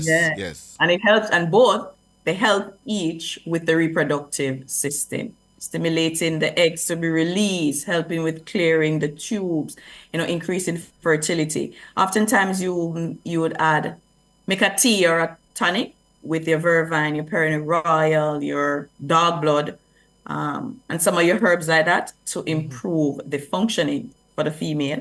For the man, vervain with your sarsaparilla or your donkey weed, those help to improve the reproductive system for the male. So vervain, it's a nervine, it stimulates the nerves, and it also helps with your reproductive. Here's another one for you, Doc. It's aphrodisiac tea as well. Right. Here's another one. What's the benefits of neem powder? Wow, neem powder. I have no idea what that is. Yes, man. We spoke about neem a couple weeks ago. Neem, the miracle tree. The miracle tree. You should have a neem in your yard. Everybody should have a neem tree in your yard. Yes. Fight the mosquitoes. Yes. Right. Insecticide. If you have upset stomach, you colic, drink some neem tea. Yeah. Minutes, you are good. Grandma have a neem tree? Yes. Yes. Make sure grandma have a neem tree. And it grows quickly too. Oh, yeah. It grows very quick. Yeah. And a good shade tree. Yeah. So you lose off having that tree there. For the powder, it is versatile. You can have the powder mixed with some water. Again, if you have upset stomach or you just want to improve the function of your kidney and your liver, you can have that first thing in the morning with some water. It's bitter. So, bitter herbs are good for the liver. So it's bitter. It helps with the digestive system and it helps to promote healing. And anti-cancer research has been done both in the lab, meaning in vitro, and in clinical trials as well. Okay. So it's a very great herb, inside and outside. Very good for the skin and the hair. Soak it in some oil, add it to your skin. It's one of my main ingredients when it comes to skincare. Yeah. Tony, you have 2 minutes. Good evening. Yeah, good evening. I'd like to ask the doctor, what can we mix with the herbal remedies to let them be absorbed in the blood? Because when you just take them just like that, they don't absorb. You have to have something to, like a catalyst, for them to absorb in the blood. All right. So when you have your herbs, depending on how you take it, if you have it as a tea or tonic or with honey or the capsule, once your body breaks it down, so if it has a capsule in the stomach, it starts to break down. It goes into the digestive system. Your body starts to break it down like food. So whether it's a tea or you chew the pill, your body breaks it down. All herbs like food, similar to how you eat callaloo, similar way your body will be breaking down the herbal leaves or the compounds from the tea. And that will help with the absorption. Now, as you mentioned, absorbing into the blood, we call it bioavailability, meaning you sometimes eat food and somehow when you do your blood work, it still stays short on that nutrient or the compound that you need. That's because your body is not absorbing it from your intestine. Turmeric, for example, is one. If you have it with a little black pepper, it increases the amount that is absorbed. Or if you have it in coconut milk or coconut oil, it increases the amount that is absorbed. So most of your food and your herbs, once you consume it, it will be absorbed in the body. But different herbs sometimes have increased bioavailability or increased absorption when you pair it with some compounds or other foods. Thank you, And Doc David is asking on YouTube if you could just repeat your email address. So it is drdenisedaily@gmail.com. So DRDENISEDALEY@gmail.com. Thank you very much, Doc. As usual, Very informative program. Someone last one. Can the sweet sop leaf make tea? Yes, it can, and it's very good for the blood. It's a blood puritative. What? Oh, sweet sop? Sweet sop tea. Oh, that I didn't know. The tea, the bark, and the root. The bark and the root especially are astringent, so they're very good for the blood. Okay. Oh, well. There you have your answer, precious soul. The sweet sop leaf, good for the blood. Okay, sweet sop. Yeah, precious. Sorry. Thank you very much, Dr. Dennis Daly, our pharmacognosist. As usual, excellent. Thank you so much to our producer, Dana Davey, to our YouTubers, our WhatsAppers, and of course, our technical operator, Andrew Anderson, and members of the news and production team. I'm Cliff Hughes. Thanks, Delicia. Brown Bull. Bull Brown. Brown Bull. Brown Bull. I got it right this time. Okay. And I'm Ricardo Brooks. And I'm Cliff Hughes, reminding you, take care of your loved one and look out for your neighbor. Good night. Good night.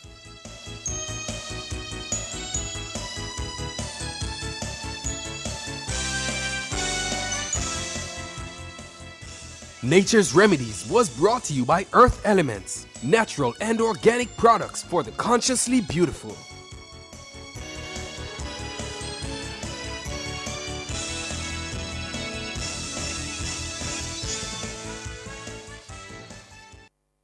You post all day, every day on Insta. Some of the most suggestive pics, claiming of course that you're just expressing yourself. 1,000 tongue bikini shots is a lot of expression. Every day 1,000 men are sliding into your DMs are filled with the most provocative convos, and you claim you never read them, but your partner knows your space is under pressure daily. She's watching every pic you like, every comment you make, and comparing looks. She even knows who likes your pics. Insecurity, infidelity, increased arguments, invasion of privacy. How can any couple survive it? Join me, Rodney Campbell, every Tuesday from 9 to 10:30 p.m. for Fears of